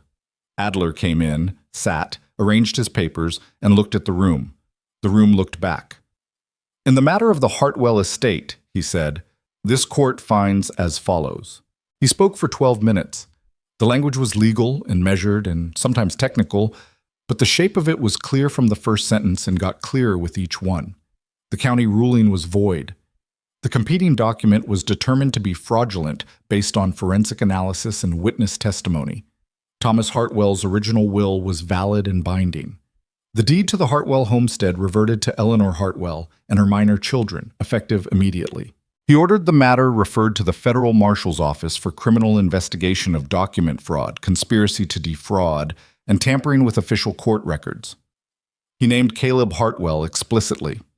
He suspended Judge Hargrove pending a judicial conduct review, which he did in a single sentence with the tone of a man addressing a matter he considered almost too obvious to require a sentence. The courtroom erupted, not in chaos. There were no shouts, no drama of the kind that happened in stories. It was more that 60 people all began breathing and moving and speaking at the same moment, after being very still for a very long time, and the sound of it filled the high-ceilinged room like water filling a vessel. Eleanor sat without moving for a long moment. Beside her, Lily had her hands pressed flat on the table, staring at the front of the room. James was bent over his notebook, writing something. Not drawing, writing, which Eleanor had rarely seen him do. Sam and Daniel were perfectly still in the unnerving way they went still together when something was too big to immediately process. Nora had fallen asleep with her head on Eleanor's arm during Adler's ruling, and had somehow slept through the eruption. Cole put his hand on Eleanor's shoulder. One quick, firm grip, the same kind she'd given him that night before she rode out. She put her hand over his and held it there. Across the room, Caleb stood while Pendleton spoke into his ear, and Caleb's face was doing something difficult. The composure finally genuinely gone, replaced by something Eleanor had never expected to see there. Not anger, not defiance. Something older and smaller, the face of a man who has spent a long time believing that the world would rearrange itself around what he wanted, and has just discovered clearly and publicly that it won't. She didn't feel what she'd expected to feel, looking at him. She'd expected something like satisfaction, or triumph, or the cold, specific pleasure of being right. What she actually felt was tired and clean, the way you feel after a fever breaks, when you're still weak but the wrongness is gone. She looked away from Caleb. She didn't need to look at him anymore. Margaret was gathering her papers with her usual efficiency, snapping her satchel closed, making notes in her small cipher hand. Eleanor went to her and Margaret looked up. "It's done," Margaret said, which was as close to a celebration as she appeared to get. "Thank you," Eleanor said. It was inadequate. It was the most inadequate thing she'd said in months. "I don't have—" "Rhett paid my fee," Margaret said. "Months ago, when he first wrote to me." Eleanor went still. "Before I came to Coldwater," Margaret said. "Before he knew what you had, what the case looked like, whether it was winnable. He paid my full fee and told me he needed the best argument possible for a woman who'd been wronged by a forged document." She closed her satchel. "I thought you should know that." She moved off through the crowd to speak with someone, leaving Eleanor standing with that information. Rhett was behind her, she knew, without turning. She turned anyway. He was 3 feet away, hat in his hands, watching her with an expression that was carefully not performing anything.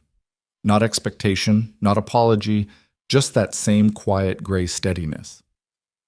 "You paid her fee before you knew if the case was real," Eleanor said.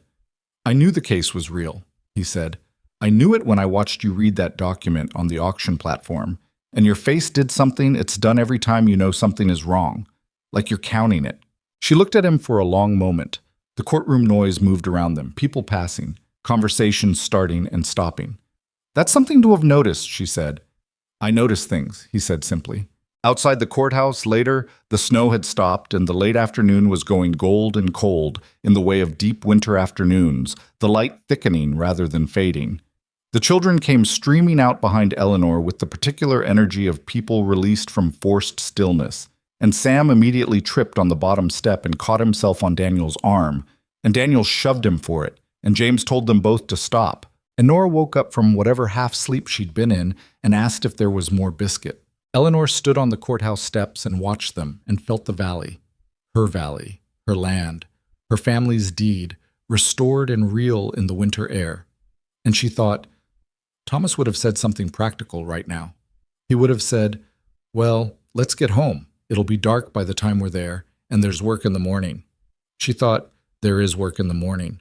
She thought, I know how to do the work. Rhett came to stand beside her, and they both looked at the street, at the town, at the cold gold light on the buildings. "Home tomorrow," she said. "Home tomorrow," he agreed. She didn't say anything else. Neither did he. But they stayed on the steps a moment longer than they needed to, side by side in the cold, while the children organized themselves below, and the light continued to do what winter light does, burning lower and more golden right up until the dark. Somewhere in the town, a door opened and closed. Someone's boots on a boardwalk. The ordinary small sounds of a place going on with its day, indifferent to what had happened in that courtroom, indifferent to what a woman had survived this winter and what she was still carrying and what she was starting, slowly and without any guarantee, to set down. The next morning would have its work. The land would need tending. The children would need feeding. There would be legal matters still to manage. The deed formally transferred, Caleb's criminal case proceeding without her in it. There would be, she realized, a morning after that, and one after that. And they would all have work in them, ordinary and real, and hers. She went down the steps to her children. They drove home the next morning in 2 wagons, Margaret's buggy leading, the Hartwell children distributed between the 2 vehicles in the way that children distribute themselves on long journeys, the younger ones falling asleep within the first hour, the older ones going quiet with the particular silence of people who have been through something large and are only beginning to understand its size. The road back to Harlan's Creek was the same road they'd traveled 2 days before, but it looked different. Eleanor couldn't have said exactly why. The snow was the same, the ridge was the same, the cottonwoods along the creek were stripped the same bare way they'd been all winter, but the light seemed to sit differently on things. Or maybe it was just her eyes, finally able to look at the landscape without calculating what it was going to cost her. She sat beside Rhett on the front bench of the lead wagon, her shoulder occasionally touching his as the wagon moved over the uneven ground, and she didn't move away from it, and he didn't either. They stopped in Harlan's Creek to file the paperwork with the county clerk, a different clerk than the one who'd accepted Caleb's fraudulent document, a young woman who processed the restoration of the Hartwell deed with the efficient neutrality of someone who'd been briefed by the federal marshal's office the previous afternoon and understood the gravity of what she was handling. She pressed the seal onto the deed with both hands and handed it across the counter to Eleanor. Eleanor held it. The paper was stiff and official and had her name on it, Eleanor Ruth Hartwell, lawful holder, and Thomas's deed number, which she'd memorized months ago during all those hours at the kitchen table, and the signature of Judge Adler and the federal seal. She'd thought she would feel something dramatic when she held it. She felt, instead, the same thing she'd felt on the courthouse steps, a tiredness, a cleanness, a settling.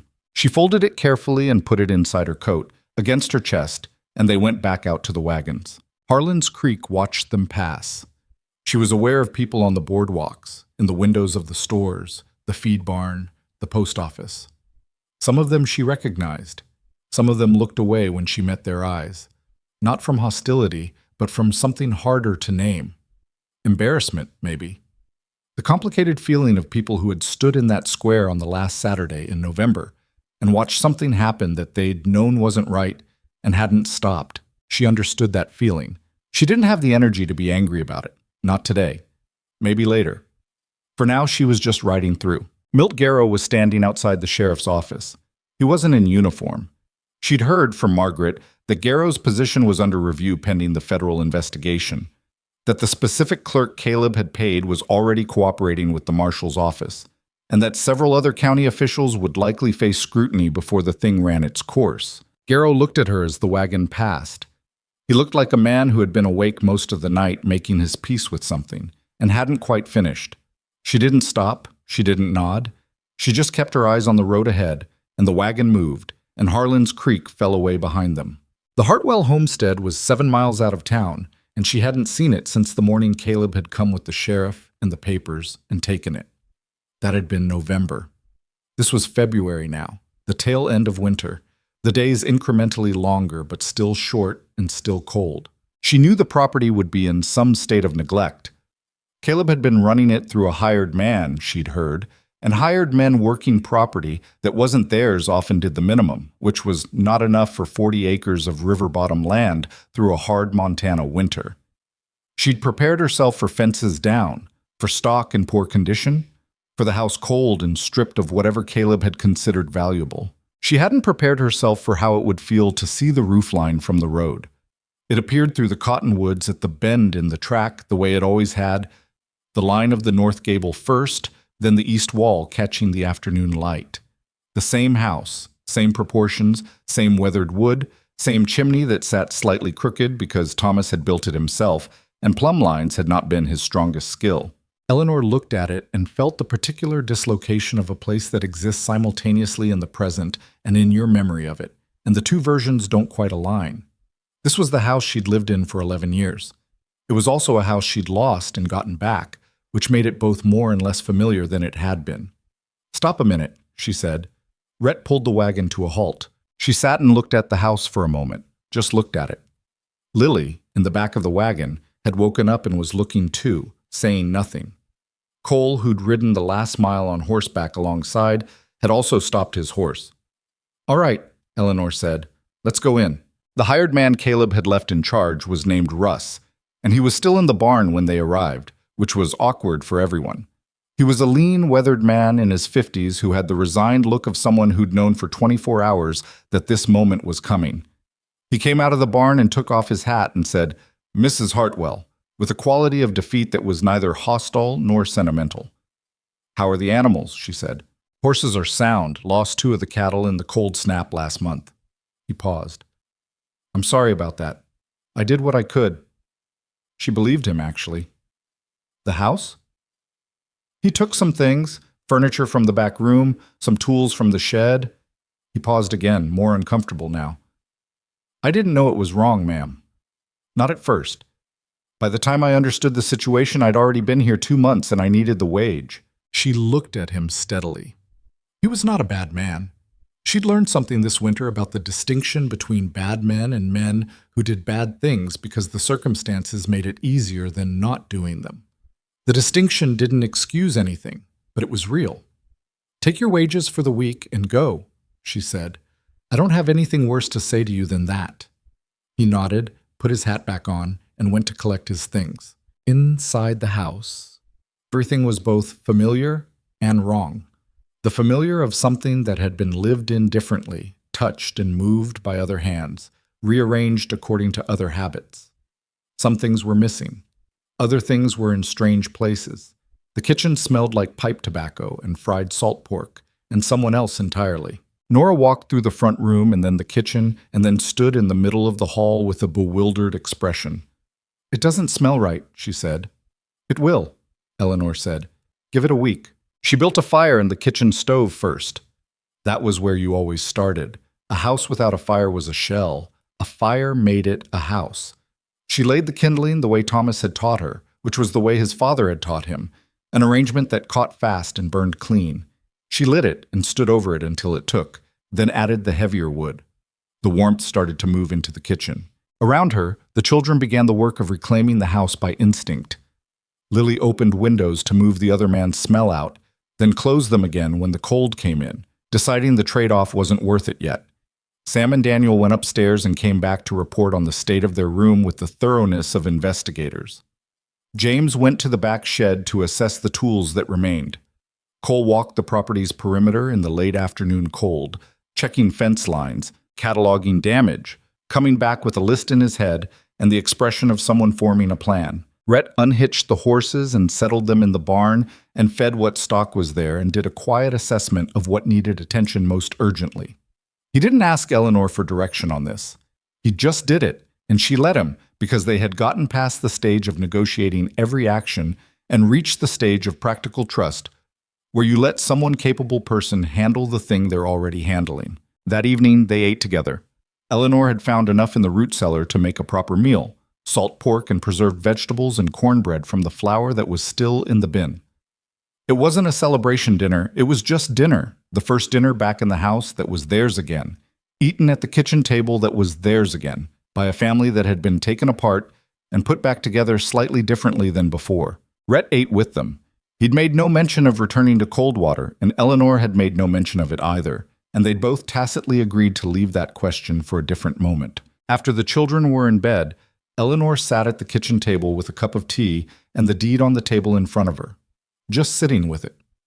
Rhett came in from checking the barn one last time and saw her, and poured himself a cup and sat across from her, and they were in the same configuration they'd been in dozens of times at Coldwater's kitchen table at odd hours, which by now had a quality of ease to it that she hadn't noticed accumulating until she noticed it was already there. The north fence is down in 2 places, he said, and the barn roof has a weak section on the east side that won't make it through another hard snow. That needs to be the first thing in the morning. I know about the barn roof, she said. Thomas kept meaning to fix it. I'll fix it. She looked at him across the table. You don't have your own ranch to return to? My foreman's been running cold water all winter. He'll manage. He wrapped his hands around the cup. And I'm not ready to... I don't want to... He stopped. He was not a man who struggled with what he meant to say as a rule, and she watched him struggle now with a feeling she recognized from her own failed attempts to say plainly what she actually meant. I'd like to stay, he said finally, if that's a thing I can say. She thought about the porch at Coldwater, the 2 chairs facing the valley, what he'd told her about Clara and the girl, and the 40 miles in one night that had been 40 minutes too late. She thought about 3 months of kitchen tables in the dark, and fence lines, and a desk drawer lock, and a man who had paid a lawyer's fee before he knew if the case was real, because he knew the wrong was real. She thought about Thomas, in the honest way she was getting better at. Not the grief way, not the avoiding way, but the way of actually thinking about a person you loved who wasn't there anymore. Thomas had been a good man. He had been her partner, and her companion, and the father of her children, and she had loved him without reservation. That was true and would always be true. It was also true that she was 34 years old, and it was February, and outside the window the valley she'd fought for was dark and frozen and real. And across the table was a man who had shown her, steadily and without theater, over 3 months of difficult circumstances, exactly who he was. You can say it, she said. It's a thing you can say. He let out a breath. Not dramatic, just the breath of a man who has been holding something carefully and has been told he can set it down. I'm not looking to replace Thomas, he said. I know what that would mean to ask. Nobody could replace Thomas, she said. That's not what this would be. No, he agreed. It wouldn't. The fire in the stove ticked. Outside, the wind moved through the cottonwoods along the creek with the sound it always made in February. Not the howling winter wind, but something softer. The wind that comes when winter is still present, but has started to think about leaving. I'm not going to be easy to be around, she said. I want to be honest about that.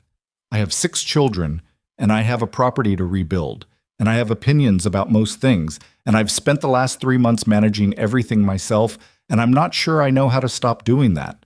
I've noticed, he said, with something in his voice that was dry enough to make her look at him sharply. I'm not looking for easy, Eleanor.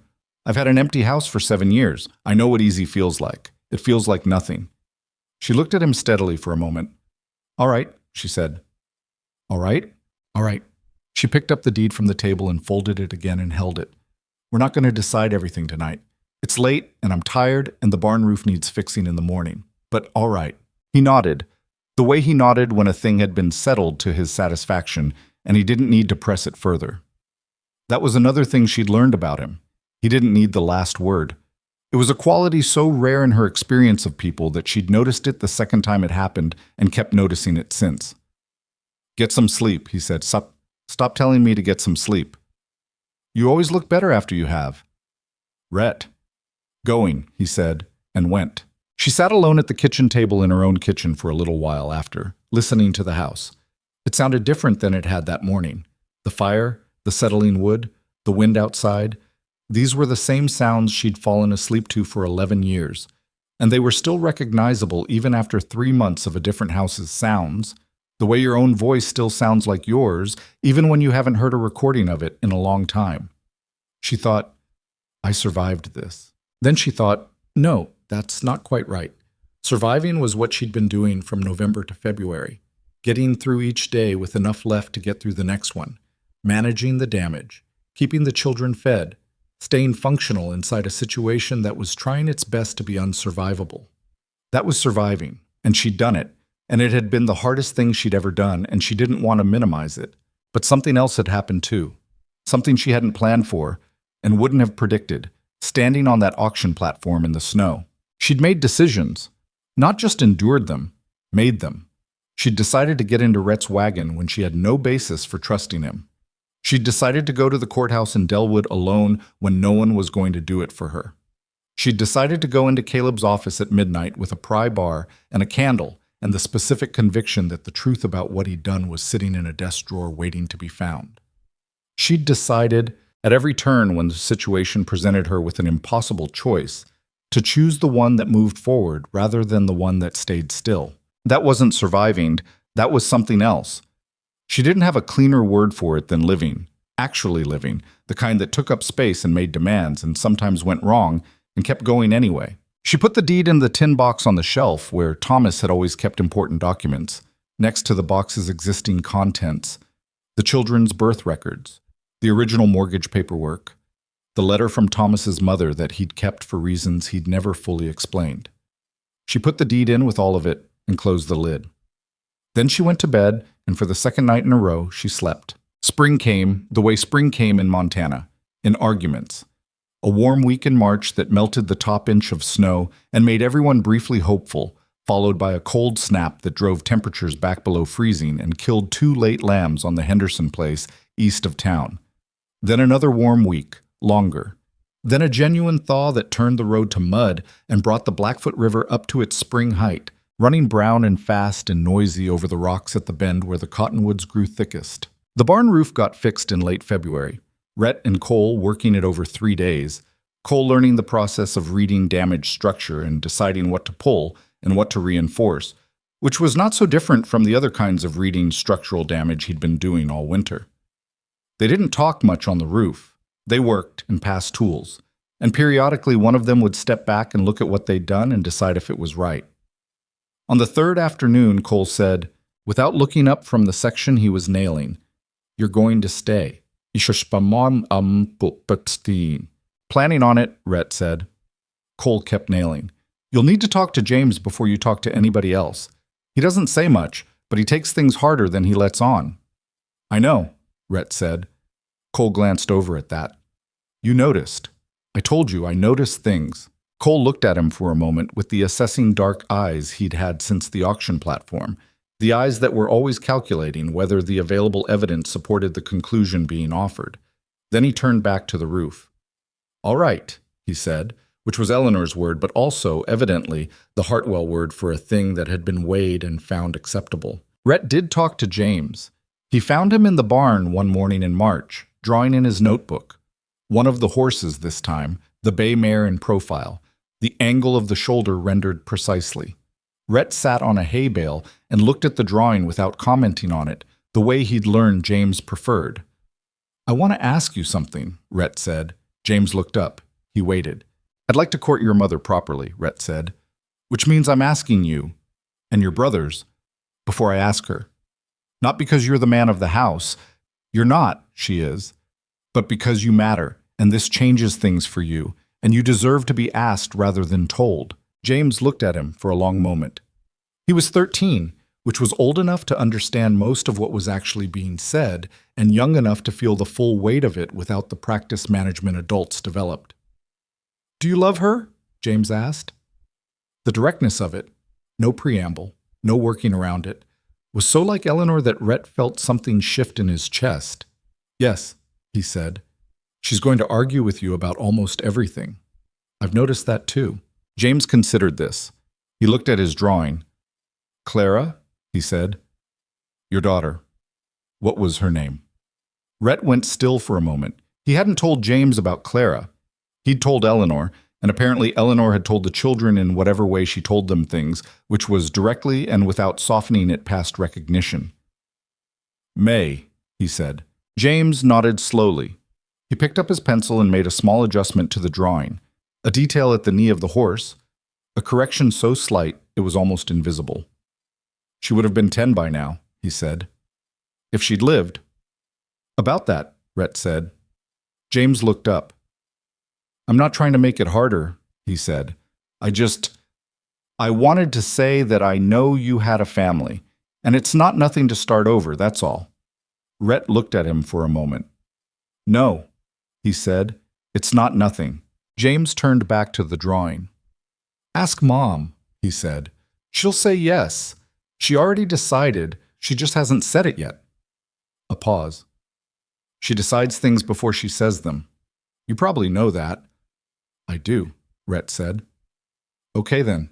Rhett sat on the hay bale for another minute, and the bay mare stood patiently in her stall while James drew her, and outside the March wind moved through the cottonwoods along the creek with the first real warmth in it, the warmth that didn't lie, the warmth that meant what it said. He asked Eleanor on a Sunday evening in late March, when the snow was mostly gone from the south-facing slopes and the first mud of real spring was showing through, dark and rich, in the kitchen garden. The younger children were inside. Lily had taken charge of them, which she did now with the authority of a 12-year-old who had been second in command of a household through a serious winter and had come out of it knowing exactly what she was capable of. Cole and James were in the barn. The property was quiet in the particular Sunday evening way that was different from every other kind of quiet. Eleanor was on the porch, and Rhett came out and stood beside her, and she said, "Whatever you're working up to, just say it." "I love you," he said. "I'd like to marry you, not to take care of you. I've watched you this winter, and I know you don't need that, and honestly, I'd feel sorry for anyone who tried. But because you're the person I want to stand next to while I do whatever comes next. That's the whole of it." She looked at the valley, her valley, the creek catching the last of the evening light, the ridge dark against the sky, the south pasture where the snow had retreated to the shadows under the fence line. She thought about what it had cost her to get here, the auction platform, the cold kitchen in the nights of that first week, alone with her calculations, riding in the dark toward Caleb's estate with nothing certain on the other side of it, holding a deed in a federal courthouse with the knowledge that she'd built the case that got it returned piece by piece, paper by paper, by doing the work and being honest about what she didn't know and refusing, consistently. To stay still when staying still was the same as being beaten. She'd survived. She'd done more than that. And now she was standing on her own porch in the March evening air, which was hers, and the man beside her was asking to stand beside her, not to lead her or rescue her or manage what he thought she needed, but simply to be present for whatever came next. That was, she thought, the right question finally asked. "Yes," she said. They were married in April, when the cottonwoods were just beginning to bud and the creek was still running high with snowmelt and the mud in the yard was deep enough to pull a boot off if you weren't careful. Margaret Yun came, which surprised Eleanor until she thought about it and decided it shouldn't.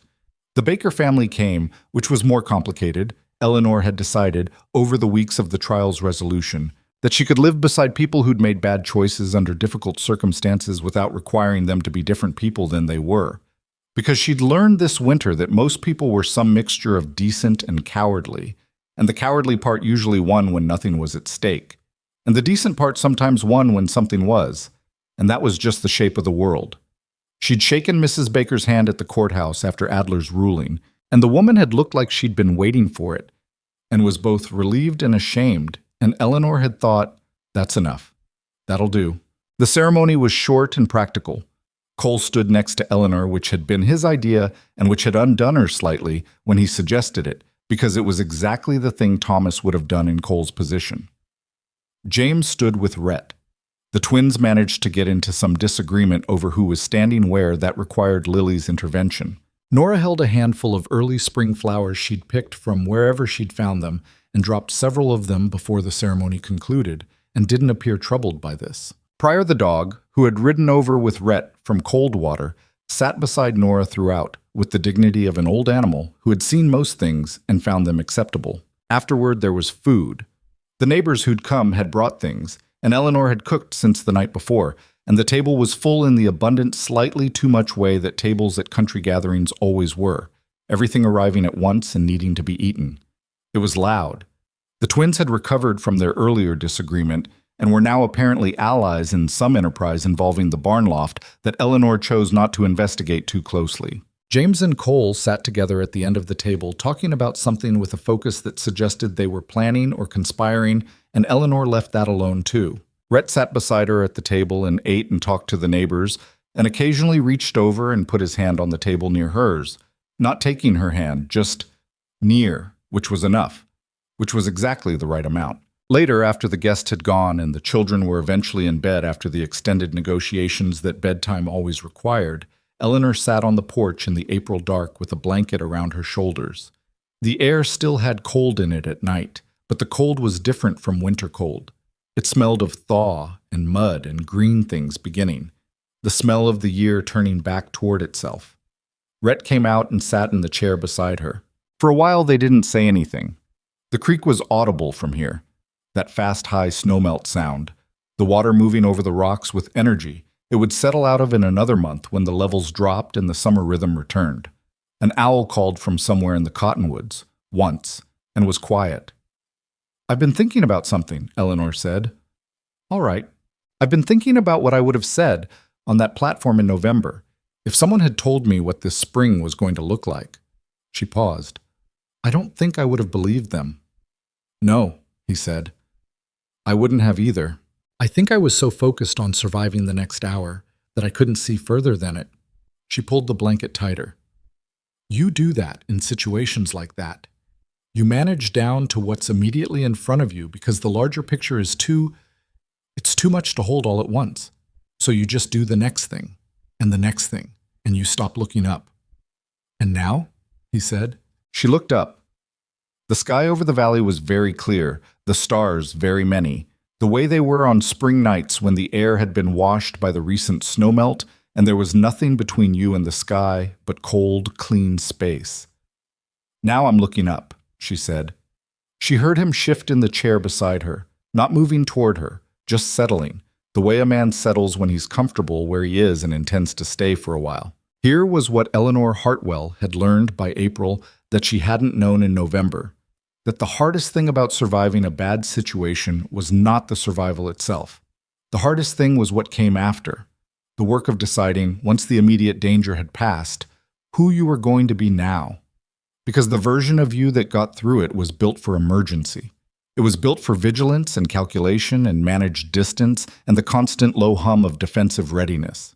An emergency you was necessary. Emergency you had saved her family and recovered her land and found her way through a Montana winter with 6 children and no resources and no safety and no guarantees. But emergency you didn't know how to sit on a porch in April and look at the stars without calculating what they were going to cost her. That was the work that didn't end.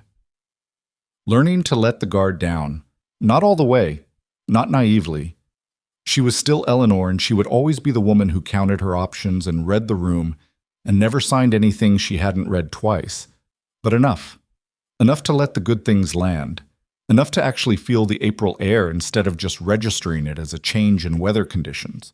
Enough to sit beside a man she trusted and not immediately start thinking about the next problem. It was harder than the midnight ride.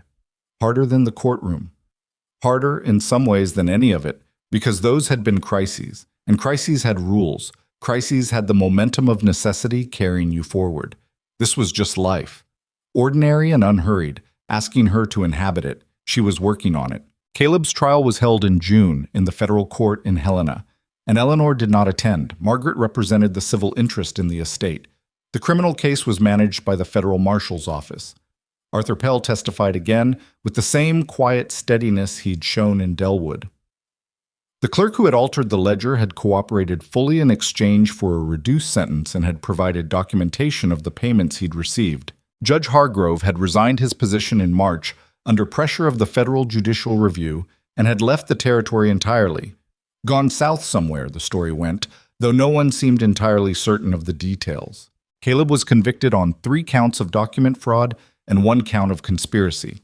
He was sentenced to 7 years in the federal penitentiary. Margaret sent Eleanor a telegram with the verdict and the sentence, no elaboration. Eleanor read it at the kitchen table and then set it down and went back to the bread she'd been making because the bread needed kneading and the kneading needed doing. Cole came in later and saw the telegram on the table and read it and looked at her. "That's it then," he said. "That's it," she agreed. He stood in the kitchen for a moment with the telegram in his hand.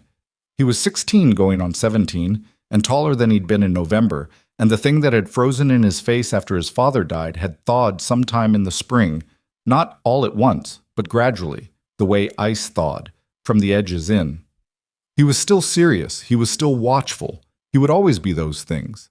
They were in his character the way his dark eyes were in his face, inherited and permanent, but they sat differently on him now, without the layer of braced for disaster that had been there all winter. He put the telegram back on the table. "I'm going to help Rhett with the south fence this afternoon," he said. He said the posts need resetting before the ground softens more. "All right," she said. "Dinner at 6. He went out, and she heard him call something to James in the yard, and James' call back and the sound of two brothers doing whatever brothers did when they were outside, and unsupervised and not required to be anything in particular. She kept kneading the bread. The kitchen smelled of yeast, and the warming season smell of the house finally fully itself again. Not the other man's smell, not the careful neutral smell of a borrowed place, but the accumulated smell of this family in this kitchen, which had been building since February and was now, in June, unmistakably home. The seasons passed. The way seasons pass on working land. Not gently, not in the romanticized way of people who didn't have to live inside them, but in the real way, with the demands they made and the things they took and the things they gave. Summer brought the hay cutting and the vegetable garden and the particular exhaustion of long hot days that ended with everyone at the table too tired to be difficult.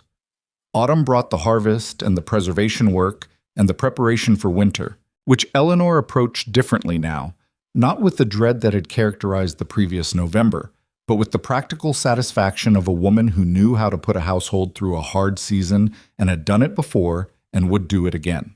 Nora started school in September, walking the 2 miles to the schoolhouse with Sam and Daniel, her blanket left definitively at home for the first time. Lily began helping Eleanor with the preservation work with a genuine interest in the process that suggested she was learning a skill she intended to keep. James filled 3 notebooks with drawings over the course of the year, and in the autumn, a man passing through town, who was apparently a newspaper illustrator, saw one of James's drawings by accident. The courthouse facade, the one James had done from memory the night before the hearing, and offered to show it to his editor and Helena, and James, after consulting no one, had said yes. Cole turned 17 in October. Rhett gave him a horse of his own, not a gift exactly, more a recognition of the fact that Cole had been managing the animal for 6 months, and the horse had clearly made his own decision about the matter. Cole accepted this with the contained pleasure of someone who would not demean the gift by excessive reaction. Summer came around again. The valley had the look it always had in high summer, the grass long in the meadows, the creek low and clear and cold, the ridge green to the tree line and rocky above it against the sky. The kitchen garden was doing well. The cattle were in good condition. The barn roof, fixed in February, had held through another winter without incident. Eleanor was on the porch on a July evening, watching the light go long and golden across the south pasture, when Rhett came and sat beside her in the way he'd been sitting beside her for over a year now, easy and without announcement. The children were various. Nora was asleep inside, worn out from a day that had involved an alarming quantity of mud. The twins were visible at the far end of the pasture, conducting some investigation. Lily was reading on the steps. James was somewhere with his notebook. Cole was on his horse along the ridge, a dark shape against the last of the light, moving slowly. Eleanor watched Cole move along the ridge and thought about a 16-year-old boy standing frozen on an auction platform with his jaw set and his eyes fixed somewhere above the crowd, somewhere they couldn't reach him. She thought, "Look at him now." She didn't say this aloud. She didn't need to. "You're quiet," Rhett said. "I'm thinking." "About?" She considered how to say it. She was better at saying things now than she'd been. Not easier exactly, but more practiced at the gap between what she meant and the words for it. "About the difference between the thing you survive and the thing you build after it," she said. "They're not the same. I think I used to believe they were. That if you got through the hard part, the rest came naturally." She paused. "It doesn't come naturally. You have to build it on purpose. Every part of it." He looked at her. And it's worth it." She looked at the valley. Hers, theirs, her children's, the land that had been taken and fought for and returned, the land they were making something on, imperfectly and daily, and without any guarantee past the one they made to each other. It's worth every part of it. The light moved across the pasture in that slow, golden way it had in July, and Cole moved along the ridge against the sky, and the twins were doing whatever the twins were doing, and Lily turned a page, and the creek ran quiet and steady over its stones the way it ran in summer, the way it had run for longer than any of them, and would run long after. Eleanor sat with it all, the work and the difficulty and the cost of it and what it had built. She sat with it and let it land. That, she had finally learned, was what living felt like. Not the absence of hard things, not the promise that nothing would be taken again. Just this. The evening light on land that was yours, the people you loved within earshot, the quiet certainty that whatever came next, you would face it without flinching, because you had already learned the most important thing there was to learn, that you were someone who did not stay down. That was enough. That had always been enough. It had just taken this whole long winter and this whole long fight to finally know it all the way through, the way you know things not in your head, but in your hands, in your body, in the specific weight of a deed folded against your chest on a cold February afternoon. Eleanor Hartwell. Callahan sat on the porch of her home and watched the last of the July light move across the valley that belonged to her family, and she did not calculate the cost of it, and she did not brace for the next disaster, and she did not look away. She just looked at it, all of it, and it was enough.